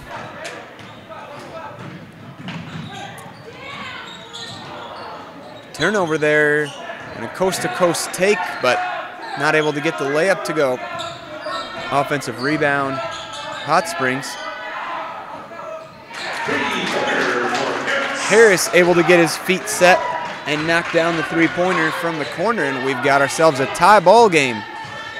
Great offensive action early on in this one, but that shot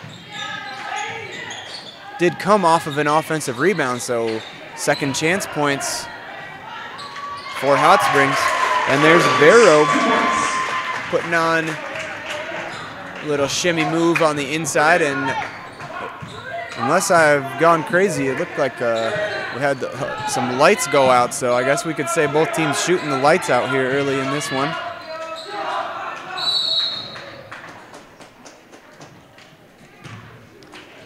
Thane Lockhart went up for the three-point attempt, and they're going to say he was fouled by Barrow, and so Lockhart will head to the line to shoot 3 free throws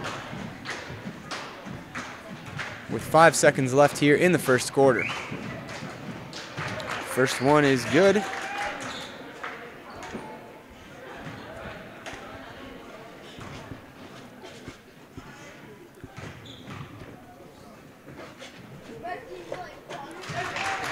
Second one drops through as well.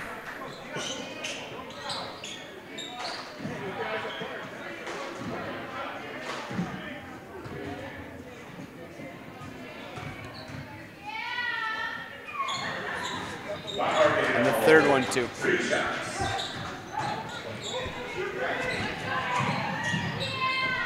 Good if it goes from Chris Long, and it does to beat the buzzer and give the Warriors a 2-point lead at the end of the first quarter, excuse me. That is Long's third triple of the quarter. High-paced action here from the Warrior Dome. Great start for St. Francis. We'll see if they can keep that up into the second quarter. Also wanted to mention tonight the girls basketball team is running the concession stand for a fundraiser. So if you're on your way out to tonight's game, you can support them, congratulate them on hitting the 100-point barrier last night as they put up 103 points against Ulrichs in a victory. Congratulations to those players on hitting that milestone. It was an incredible team effort with at least 5 Lady Warriors hitting double figures.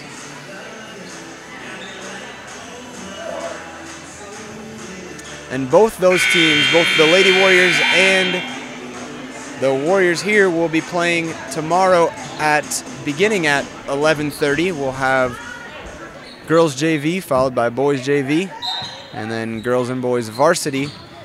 So more action all day long tomorrow, and we will have those games live streamed for you right here on SF Warriors Live. Strong take from Andy Wendland, and he's got a 2-point bucket. Things all knotted up at 21, just underway in the second quarter here. Long gets it into Barrow. Barrow spinning, whistled for the travel. Looked like the defender maybe pulled the chair on him a little bit, causing Barrow to lose his balance. Barrow just a little outmatched there in terms of quickness in that defensive matchup. Wendland drove past him with ease, but wasn't able to get the layup to go. Nice help defense there from the Warriors.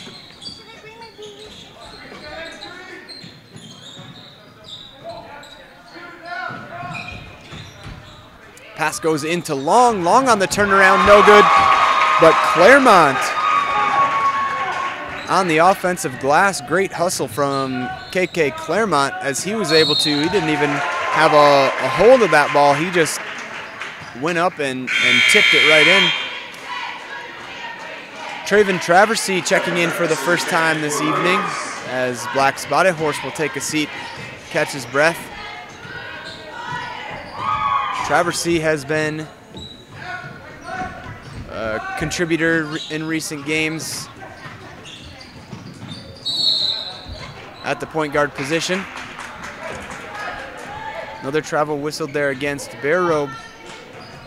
Bear Robe had a real nice move early on in that first quarter. Hasn't been able to quite find the rhythm here in the second, though. Drive all the way to the hoop there from Harkless, but turned away at the rim. And Claremont will bring it back up for the Warriors, who hold on to a 2-point lead. Just under 6.5 minutes to play here in the second quarter from the Warrior Dome. And we've seen the Warriors do a really nice job offensively, finding the open shot, being patient, but also taking advantage of those opportunities they had. That last shot attempt by Kilsenwater was just a bit long, and the response comes on the other end from Harris as he knocks down a triple.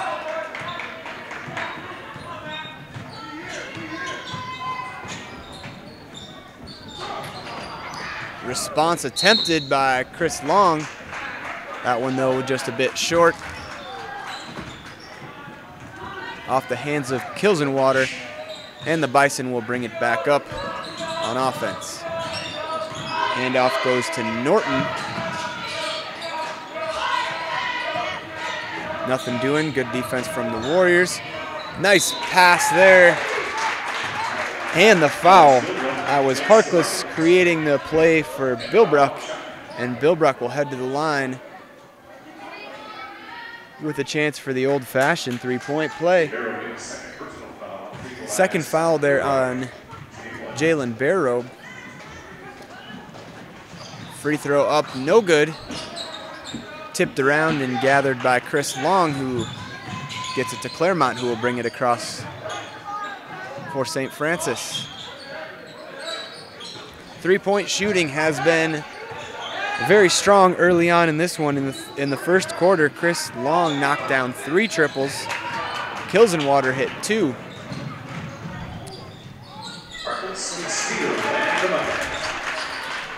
Harkless with the steal and takes it coast to coast for the layup, extending the Bison lead to 5, their biggest lead of the evening.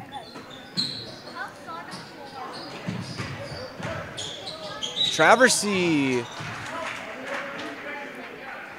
able to spin through the contact of the defender, and he's fouled on the baseline move, and he'll head to the line to shoot a pair.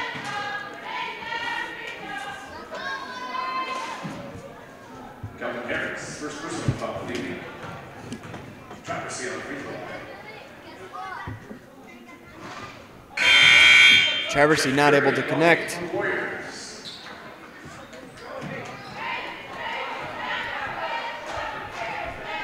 Jeffrey Curry checking in for the Warriors.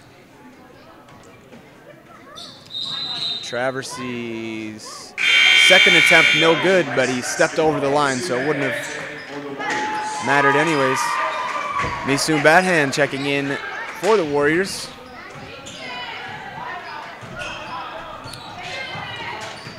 Hot Springs will bring it up on the offensive. Another strong take down the lane is Morgan Harkless. He's got another bucket here. He has been able to get to the bucket just about at will early on in this one. We'll see if the Warriors are able to make any defensive adjustments to prevent those drives down the lane. Very athletic player. A lot of his lay-ins have been right up there around the rim. Defensive effort has picked up. Claremont on the fadeaway, not able to get it to go. Rebound bounces around. Grabbed by Bilbrook.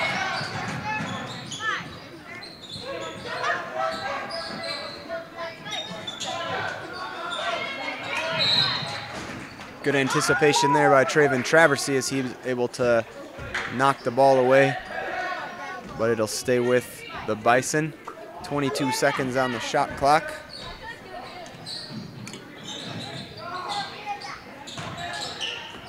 Nice clear out with the ball going inside to Bilbrook. He's fouled on the way up. Jeffrey Curry still stands with his hands in the air saying, I didn't foul him, and the referee agrees the foul was actually on bad hand there. That's good for Bilbrook. Bilbrook knocks down the first attempt. And sinks the second as well. And just like that, the Bison are up 9. Can the Warriors respond? A lot of those early points came while Hot Springs was in a 2-3 zone.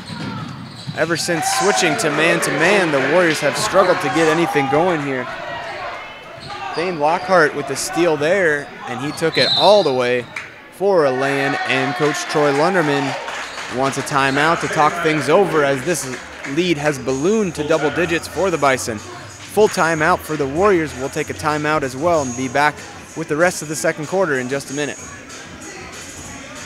Have you ever felt? Are you listening?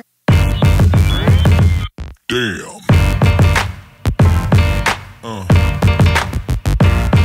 Yeah. Yeah. Yeah.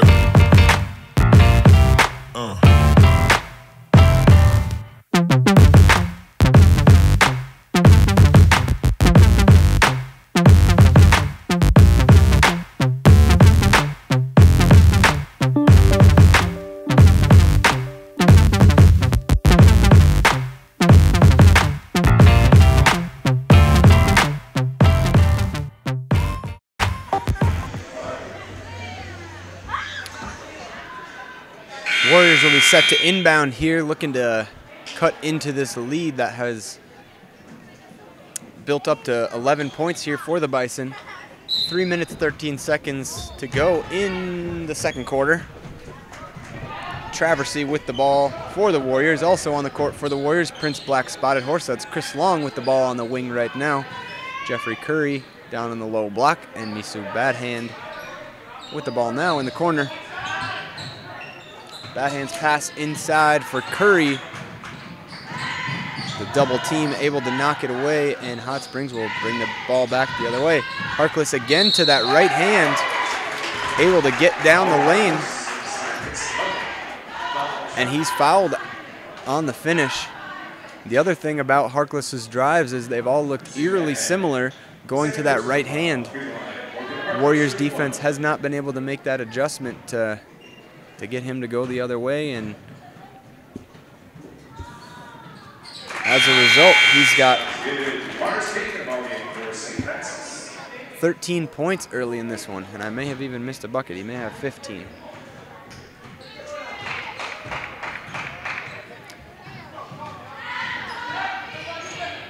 Lars King checked back into the game after that last free throw attempt. Traven Traversy, nice finish through the contact. However, he took one extra step before getting the ball off, and he's whistled for a travel. So the lead will stay at 14.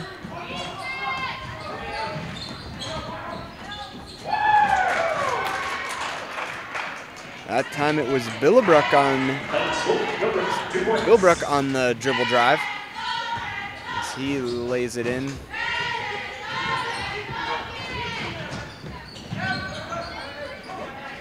Let's see if the Warriors can get back to Jeffrey Curry on the bucket. I'm going to say let's see if the Warriors can get back to the success that they saw in the first quarter based on their patience and ball movement.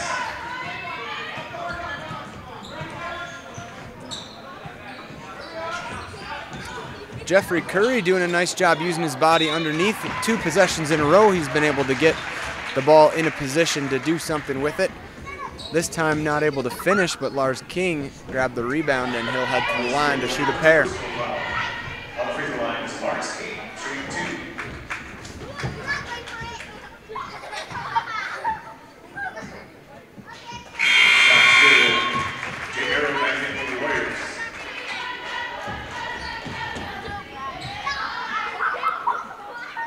2. Lars, just like many of us, perplexed by the missed pass interference call in last weekend's ball game with the New Orleans Saints against the St. Louis Rams, but that one hit a little closer to home for Lars, as Lars is a diehard Saints fan.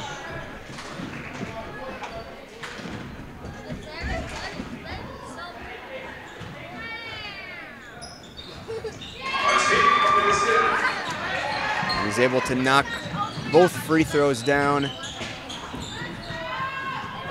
bring the Warriors back within 14. Fast break there from Norton, and Norton able to finish on the offensive end. Curry though, oh wow, we've got Harkless rising up for the above the rim block. Great anticipation and timing on that jump as he rejected Curry's shot, leading to a fast break opportunity. Another steal.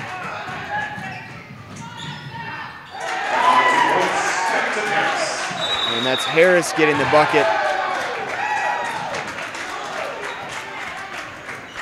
Things bordering on the edge of getting out of control here as the Bison have jumped out to a 20-point lead here behind all kinds of defensive pressure. So Bison came out in a 2-3 zone, and the Warriors were able to shoot them right out of it, with Chris Long knocking down 3 3-pointers in the first quarter, along with Jordan Kilsenwater hitting a pair.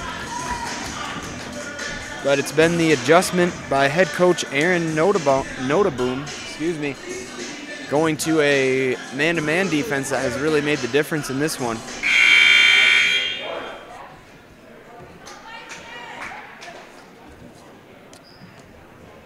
Out of the timeout, the Warriors will have Traversy, King, Black Spotted Horse, Curry, and Bear Robe on the floor, trying to cut into this lead before halftime. 1 minute left in the second quarter. Bear Robe with the ball on the wing, squares up.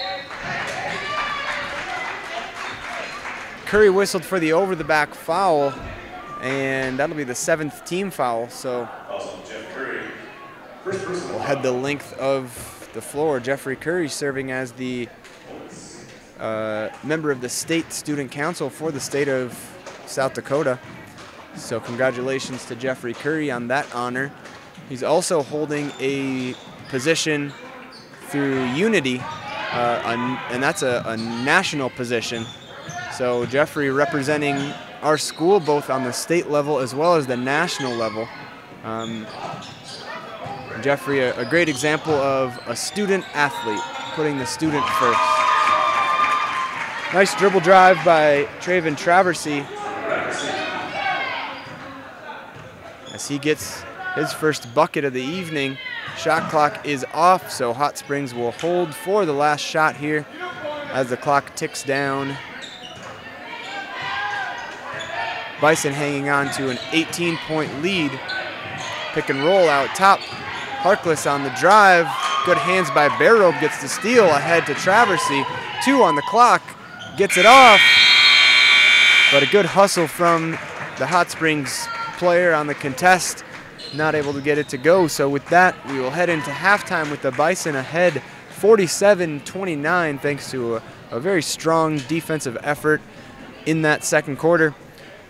We'll be back in 10 minutes with second half action here from the Warrior Dome in St. Francis, South Dakota.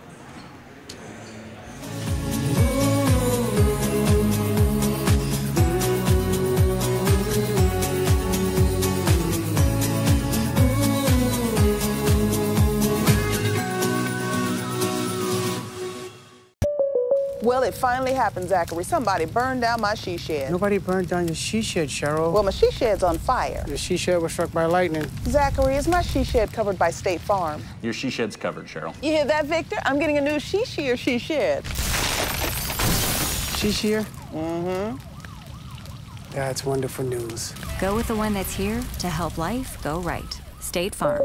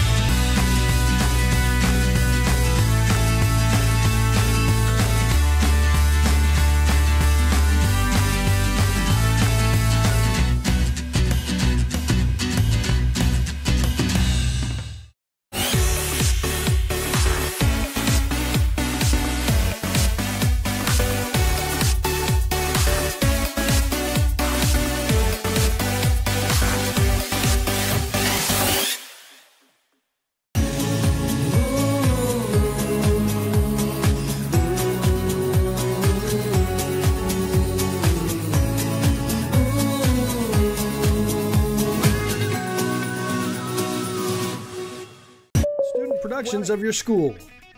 Tonight's event and every event produced by your school during the school year are created, filmed, and produced by the students you love to follow and support. Become a booster of your school's live event coverage by becoming a sponsor. It's a great way to show your support of the athletes and students in your community.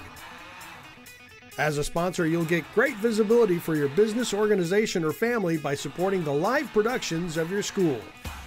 Where will you find Black Hills State University graduates? Everywhere, locally, nationally, and internationally. Black Hills State University is where community leaders are inspired, where future teachers are prepared, where global connections lead to business connections, and where underground research is changing the way we understand the universe. Visit bhsu.edu and enroll now at Black Hills State University, where you can earn your degree affordably and with campuses in Spearfish and Rapid City. Stay in the beautiful Black Hills. Where does your future begin? At Black Hills State University, where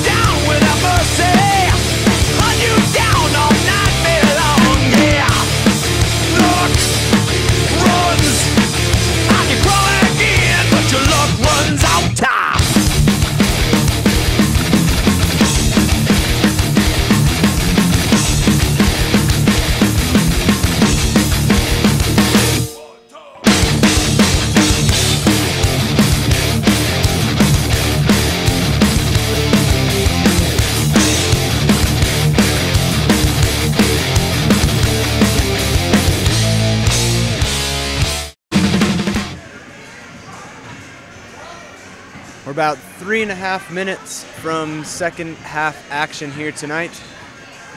Give you the leading scores in the first half. First for the Warriors, led by Chris Long with 11. Jordan Kilsenwater had 6. KK Claremont and Lars King with 4 each. And 2 apiece for Jalen Bearrobe and Traven Traversey. And I missed a couple on the Hot Springs side, but it has overall been a very well-balanced attack. Morgan Harkless leading the way as a senior point guard.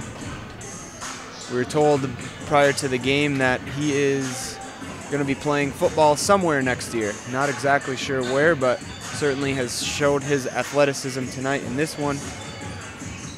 Bilbrook, Lockhart, and Harris also among the leading scorers for Hot Springs. Before the second half, we'll let you know that there will be no school on Monday again for students. Staff will have a professional development training throughout the day.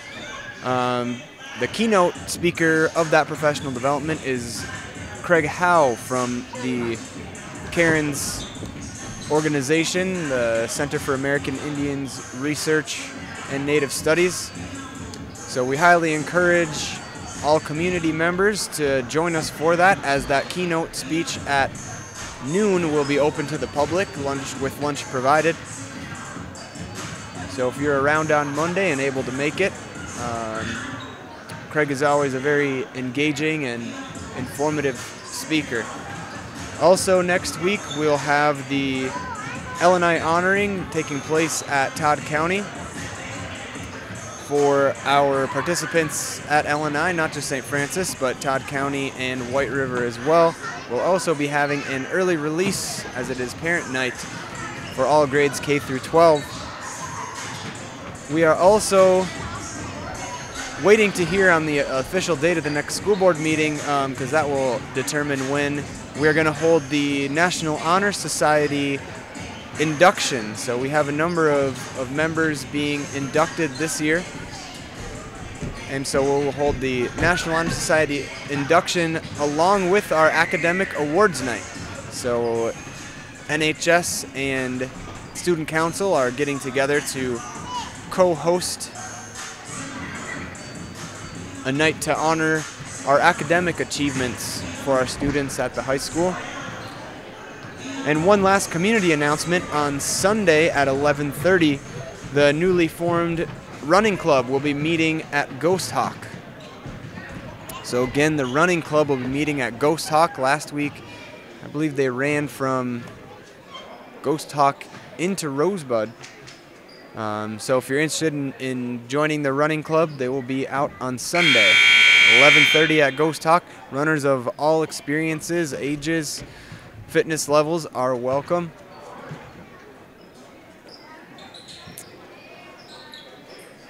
And we're ready to get things started here in the second half. It'll be Hot Springs basketball. This is Aaron Epps on the play-by-play alongside DJ Selby, handling technical duties here for SF Warriors Live. Nice back cut inside. Using the screen was Matt Norton, but he wasn't able to finish the bucket there, and the Warriors will have a chance. On the offensive end, that's Prince Black's Spotted Horse knocking down the three-point basket. His first points of the evening. Prince, another guy who can very capably knock down the three-point basket from the outside. That will likely be a key here in the second half if the Warriors are going to make a comeback. Alex Bilbrook, standing at 6 feet 6 inches tall, but still able to knock down the three-pointer there over Barobe. And then he's whistled for the foul against Barobe on the other end.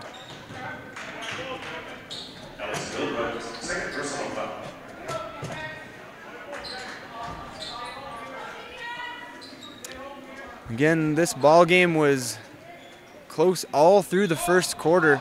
St. Francis actually led by two at the end of the first quarter, thanks to a buzzer beater by Chris Long from well beyond the three-point line.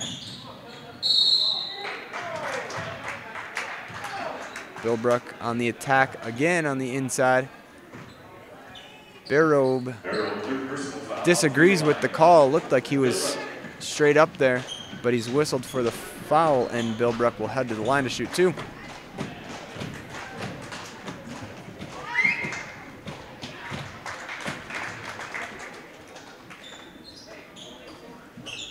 First one is good. Very fundamentally sound team. Hot Springs coming into this one at 9-1. Free throw shooting has been certainly strong tonight.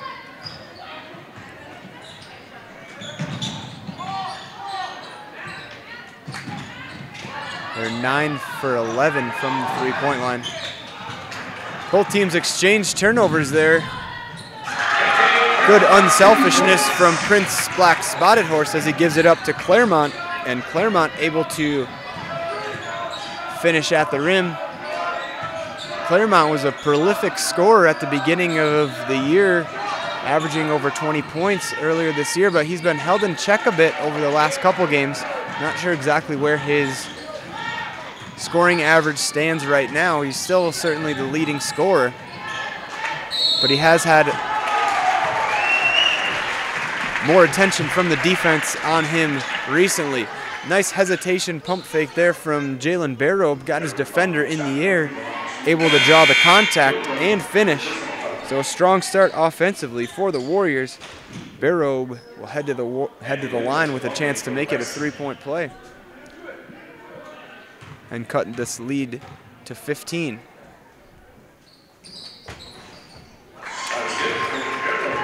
He does just that, and we'll see some pressure now from the Warriors on defense. In college, I was part of a 24-point second-half comeback. One of the most, if not the most, exciting moment of my basketball playing career, so it is possible.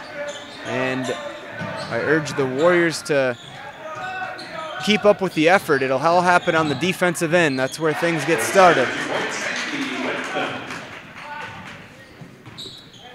Wendland able to drive to the basket, though, and make the strong finish.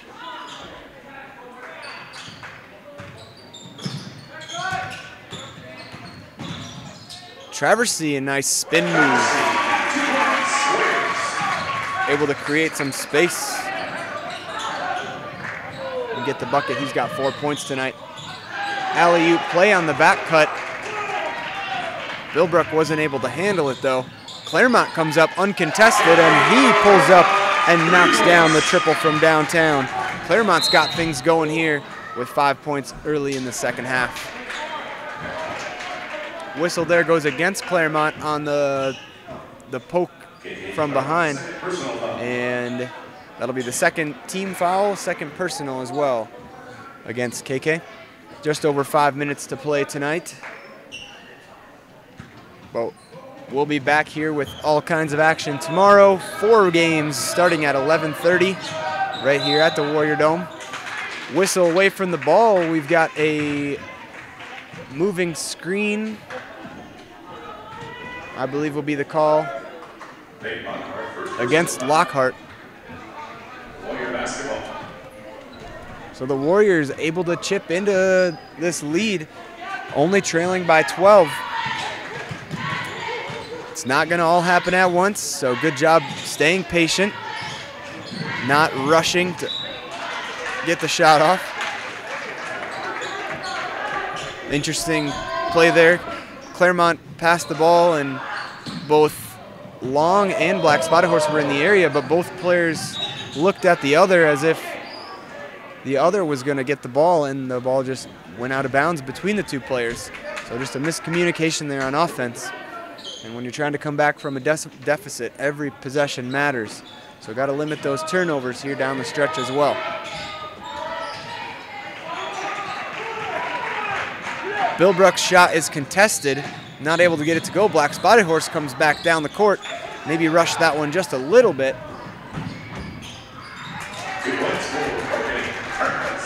And the long rebound leads to an outlet pass for Harkless, and he's able to finish at the rim. Warriors will set things up, trailing by 14. Still plenty of time, 12 minutes to go in this one.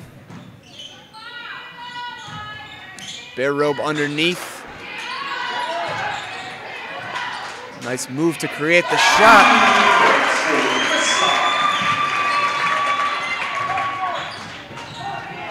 Long with the knockdown off of the pass from Traversy. Good job by Traversy keeping that play alive and not panicking. And head coach Aaron Notaboom would like to talk it over. He senses the bit of momentum shifting back in the direction of St. Francis, and we'll see what adjustments they come out with out of the timeout, as the Warriors have cut this to an 11-point lead.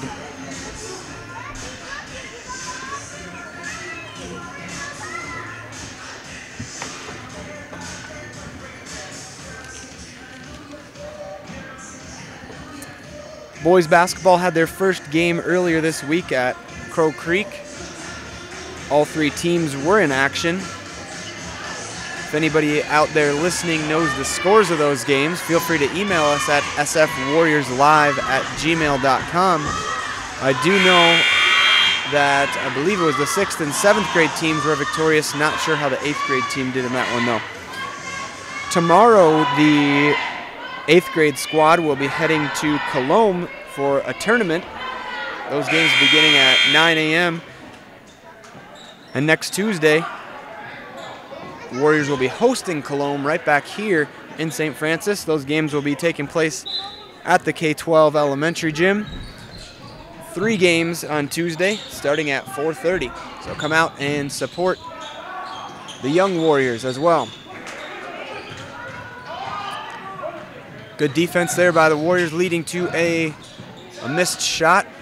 And Traversy bringing it back the other way. Claremont's shot bouncing high off the rim, but doesn't fall. Good hustle, though, by Claremont to get back in it. And we've got a travel on the spin move.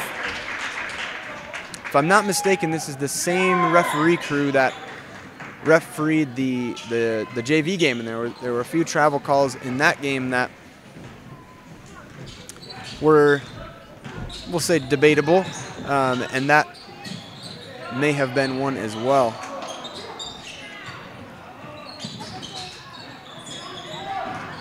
But with that being said, these officials have done a great job tonight of letting the kids play and letting the players be the ones who decide this game. Very consistently officiated game out there, so kudos to the officials throughout this one. Claremont had the offensive rebound there and was fouled on the way up, so he'll head to the line to shoot 2.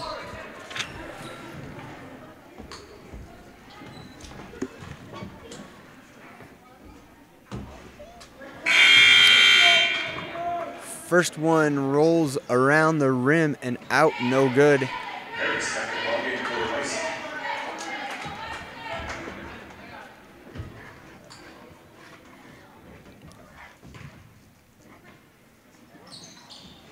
Second one, no good as well, but the offensive rebound goes to Traversy.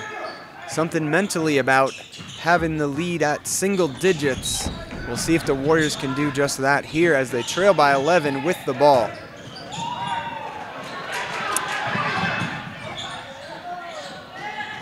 A little bit of contact there by Wendland, but again, good no call from the refs not to make a difference there.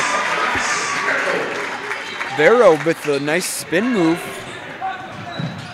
using the momentum of the defender against him and able to lay it up with the left. So the lead is down to 9 points. Yeah, and that last defensive, and Traversy with the steal, taking it the length of the court. Not able to make the in-air adjustment, but it's Claremont on the hustle defensively, and it looks like maybe he took a bit of an elbow or a hand to the face. The referee saw it and called the offensive foul. But on the couple possessions ago, I believe it was Wendland tried to take the charge against Traversy, and it was a good no call because both players had the position. Neither of them initiated the contact.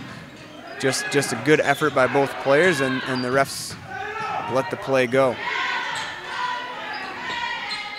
So the Warriors down 9, a chance to cut further into this lead. With time winding down here in the third quarter, that's Black Spotted Horse. Three-pointer not able to get it to go. The backcourt pressure, though, by the Warriors leads to another turnover. That was Wendland who was double-teamed. Had the ball poked away, last touched by the Bison. So it'll be Warrior basketball, 1.5 minutes to play here. Great effort by both teams on both ends of the court.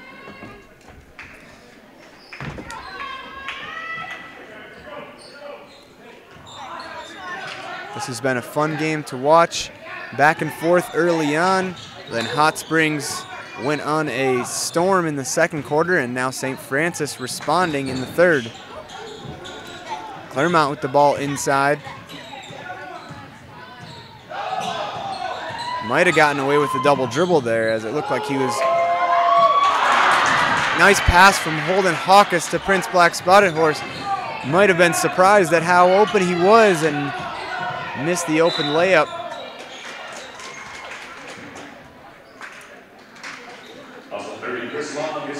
Could have been a big momentum shift there. That would have cut the lead down to 7, the closest the Warriors have been in a long time in this one.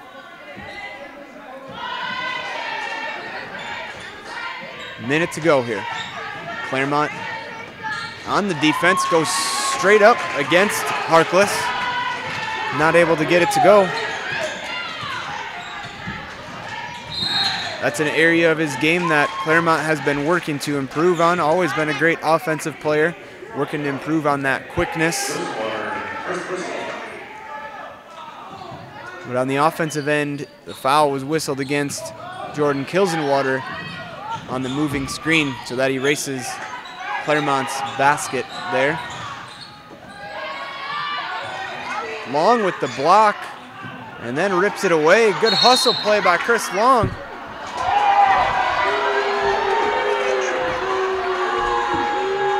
Ball appeared to go off of the chest of Harris for Hot Springs. The referee said it was off St. Francis, so we hear a few boos here from the crowd.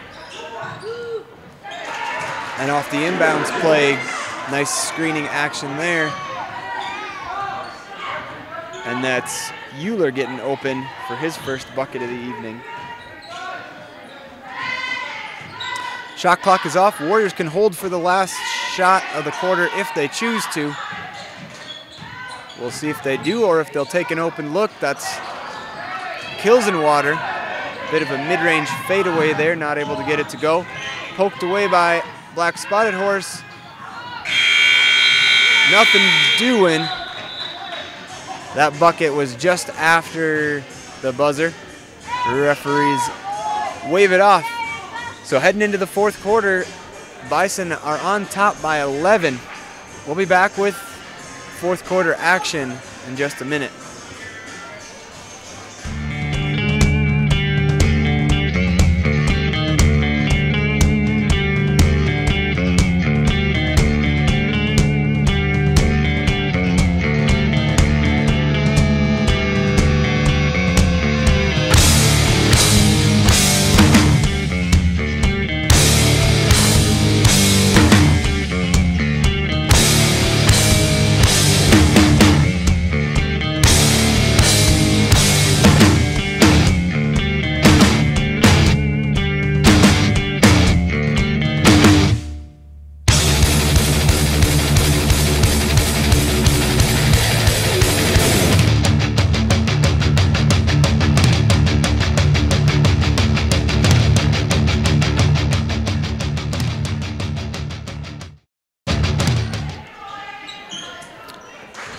It'll be Warrior basketball to begin the fourth quarter.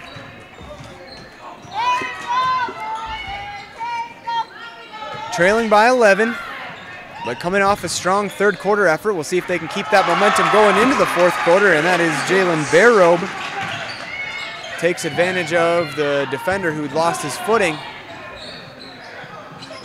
Nice job tonight by the Lady Warriors cheerleaders who have been keeping the fans engaged. That's Logan Badhand, Natalie Bordeaux, Arlene Ironhawk, Shelby Littleshield, Sheena Luta Reynolds, Oyate Stands, Darwin Walking Eagle, and Tara Walking Eagle. Offensive foul whistled as Barobe takes the charge, so the Warriors will have the ball with the chance to cut into this 9-point lead.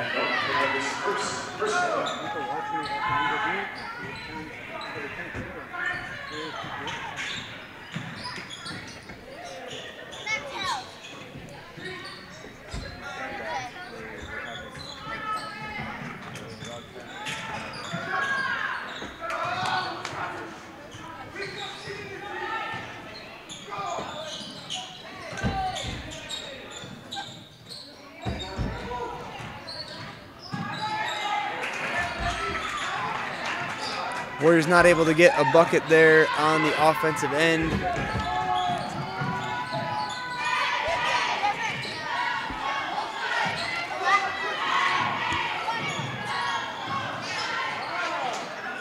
Back cut there was taken by an open Norton, but wasn't able to hang on to it, able to kick it out to a teammate to keep the possession alive.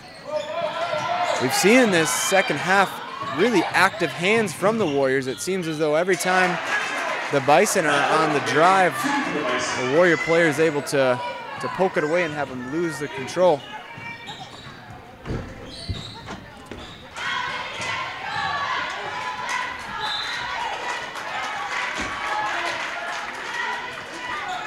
And the Bison defender returning the favor there as they're able to poke it away from Bear Robe, but it was last touched by Bear Robe. Bison with the ball and an 11-point lead, 6 minutes to go here in the fourth quarter.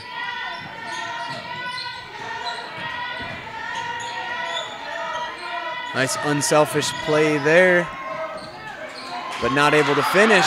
And the Warriors not able to grab the ball on the rebound. Shots poked away. Last touch by the Warriors, it'll be Bison basketball.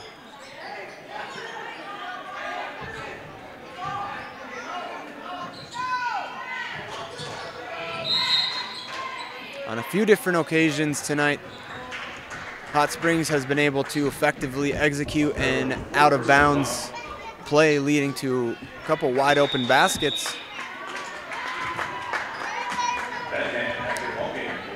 A lot of times you'll see a defense play a zone against an inbounds play, but St. Francis electing to play man-to-man, as that's what they do most frequently.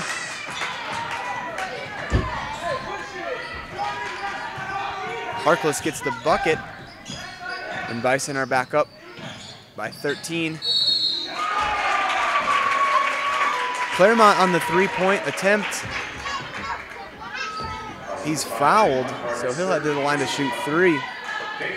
We did hear from some folks out there listening that having a bit of a hard time seeing the action, so we're gonna try when we can to zoom in. We do have just a two-man crew here, so we're doing the best we can. We'll try to do our best to capture all the action, but between the play-by-play and technical and camera, we'll try to make it happen.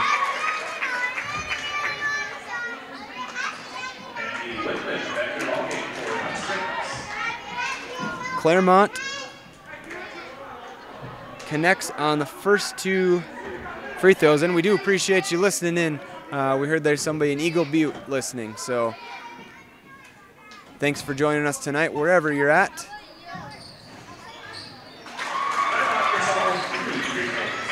We hope you're enjoying tonight's broadcast and the action from the Warrior Dome.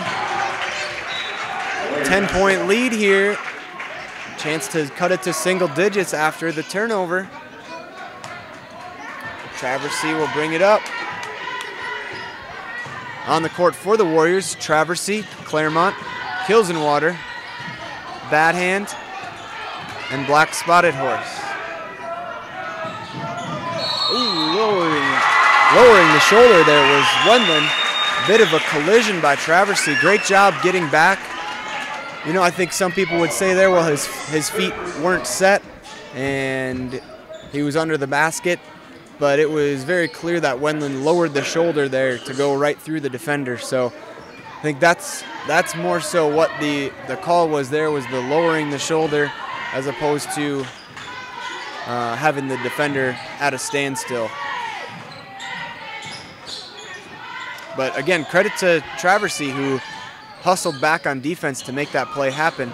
Kilsenwater maybe a bit of a rushed shot there, as he was on fire early in this one from long range, but not able to get that one to go there. Cutting action draws all 5 Warrior defenders on the inside. Jump ball on the rebound favors Hot Springs, and the Bison will have the ball.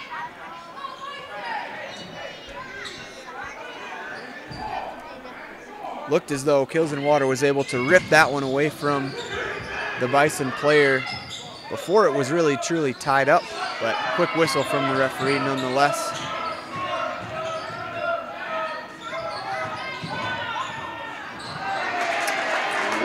Wendland goes uncontested to the bucket and hits the layup. Bison back on top by 12. St. Francis gonna need to make a move here.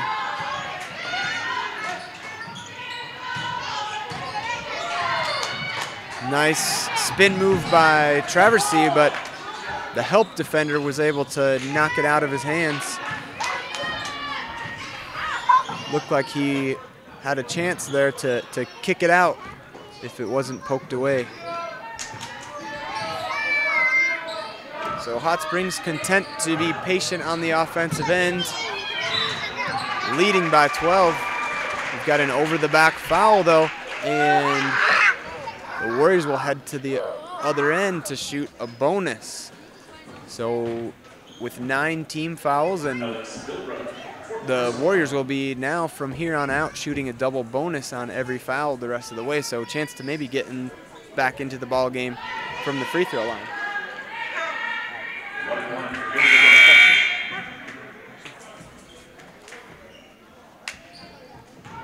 So Kilsenwater heads to the line to shoot the front end of a 1-and-1. That one off the back iron, no good. The lead still at 12 for the Bison.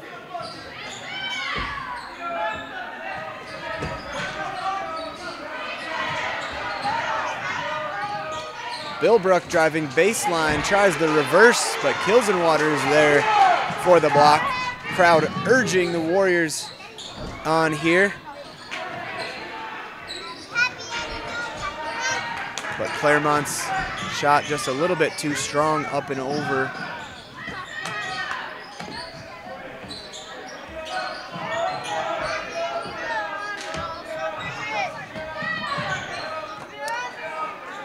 Hot Springs spreading the floor out here, driving and dishing, taking things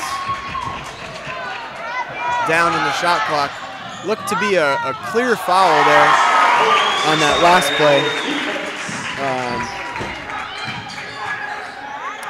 As Wendland went up, it looked like his arm was hit pretty clearly by a Warriors defender, but no call there, so Warriors get away with one, and Black Spotted Horse able to get the bucket on the other end.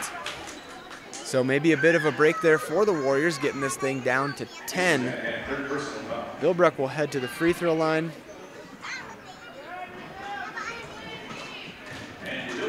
Billbrook has been very active throughout tonight's ball game, both scoring and on the boards. He's had a number of rebounds for the Bison. Bear Robe checks back into the game, and just a moment ago, Misoon Bathand checked in as well.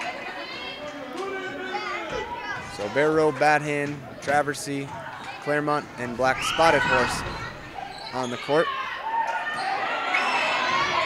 4 Warriors there, but it's Hot Springs who comes away with the ball. We've got rim interference as Harkless went up. He grabbed the net.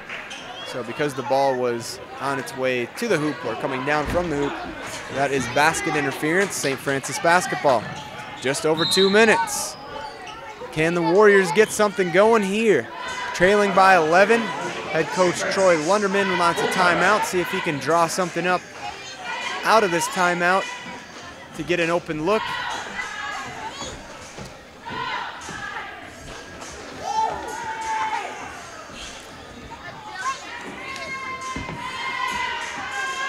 Early on in this one, it was St. Francis jumping out to an early lead behind sharp shooting from Jordan Kilsenwater and Chris Long. A defensive switch helped Hot Springs turn the tide in their favor, and they were able to take this lead out near 20. And then in the third quarter, the Warriors bounced back with strong defensive play to get themselves back within single digits, but throughout this fourth quarter, it's been pretty even for both teams. Warriors never really able to make a run, and the Bison not really able to put this thing fully out of reach. So there's still hope with just over 2 minutes left. Going to take a strong defensive effort and some sharp shooting from the Warriors to get it done, though.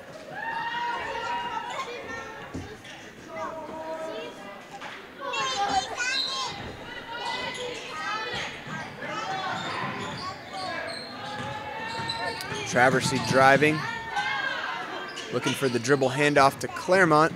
Claremont at the top of the key, trying to create his own shot. Well defended there. That was Lockhart on the defense. And Claremont's gotten a few easy buckets, but for the most part, this Hot Springs defense has been tough as nails ever since switching to a man-to-man. Offensive rebound will reset the shot clock. Not sure if that was the decision that Hot Springs was looking for there, with a fresh shot clock taking the three-point basket just 1 second into a fresh 35. Claremont takes the three-pointer. It's short. Claremont on the trap. Whistled for the reach-in. And with that foul, the Warriors are now over the limit. And we'll make the march down to the other end, where Wendland will take the front end of a 1-and-1. Minute 24 here. Time starting to run out on a Warriors comeback.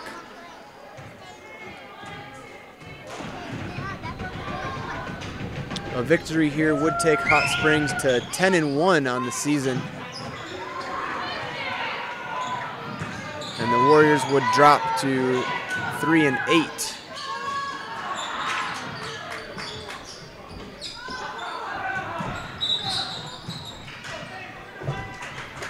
Foul there from Traversy, as the Warriors will try to extend this game by sending Hot Springs to the free throw line. That'll be Lockhart who will shoot the bonus. Chris Long checking into the game.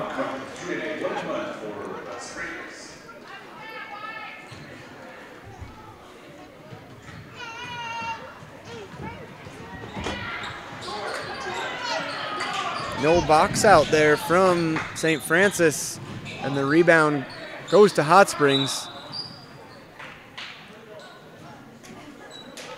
And that could be the backbreaker there, as Hot Springs able to gather the rebound and call a timeout.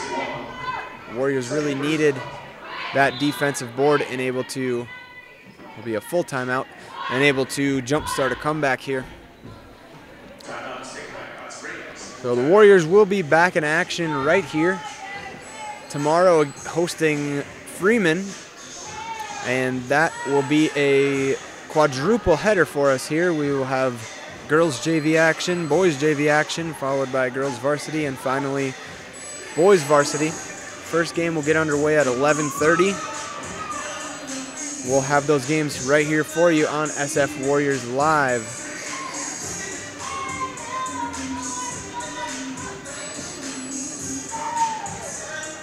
And if you didn't catch it last night, the Lady Warriors put up 103 points right here at the Warrior Dome. Something that hasn't been done, at least in recent memory, by a Lady Warriors team. So congratulations to Coach Rich Crow Eagle and the Lady Warriors for that performance last night.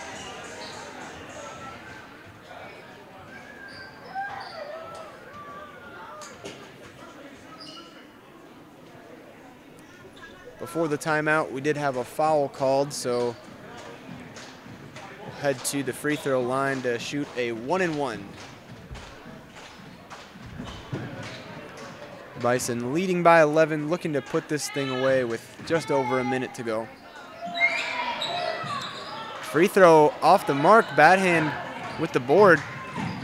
Warriors maybe still here with a little life. Traversy driving all the way, not able to get it to go. Barrow back up and in though. Inbound pass comes in for Hot Springs, and they're on the attack. Claremont gives the foul with 45 seconds to go. That foul will put the Bison in the double bonus, though, so we will be shooting 2 from here on out for both sides. 3 consecutive misses for the Bison, leaving the door open just a crack for the Warriors. And we know that these Warriors can knock down the outside shot. It'll be Claremont bringing the ball up. Hands it off to Traversy. Finds Long. Long puts it up. Off the back iron, no good. Ball is saved. And Hot Springs, under 30 seconds to go. Warriors will foul at least one more time here. See if they can get one more possession to knock down a 3 and keep things interesting. Overall, though, it has been a balanced attack from Hot Springs. Harkless will probably walk away with this one as the leading scorer. Though Bill Brook also was a big contributor.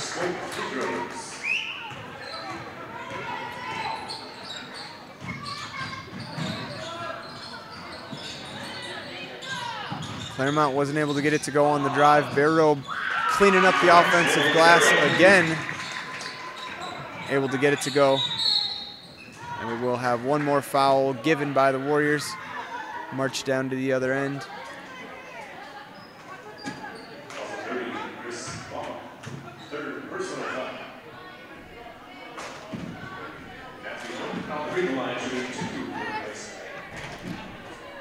Middle school teacher Steve Morrell just let me know that he's listening to tonight's broadcast. So if you didn't catch it earlier, Mr. Morrell, we did shout out the Spelling Bee champs at LNI. Congratulations to you and the Spelling Bee team as they came away with some hardware at LNI earlier this year.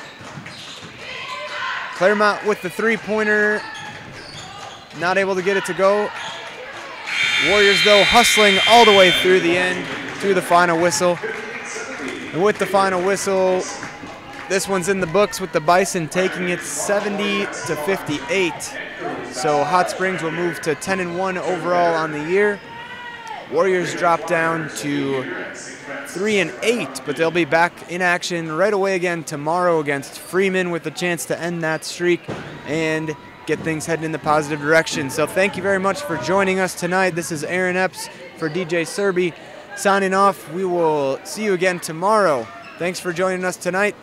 Drive safely and enjoy the weekend.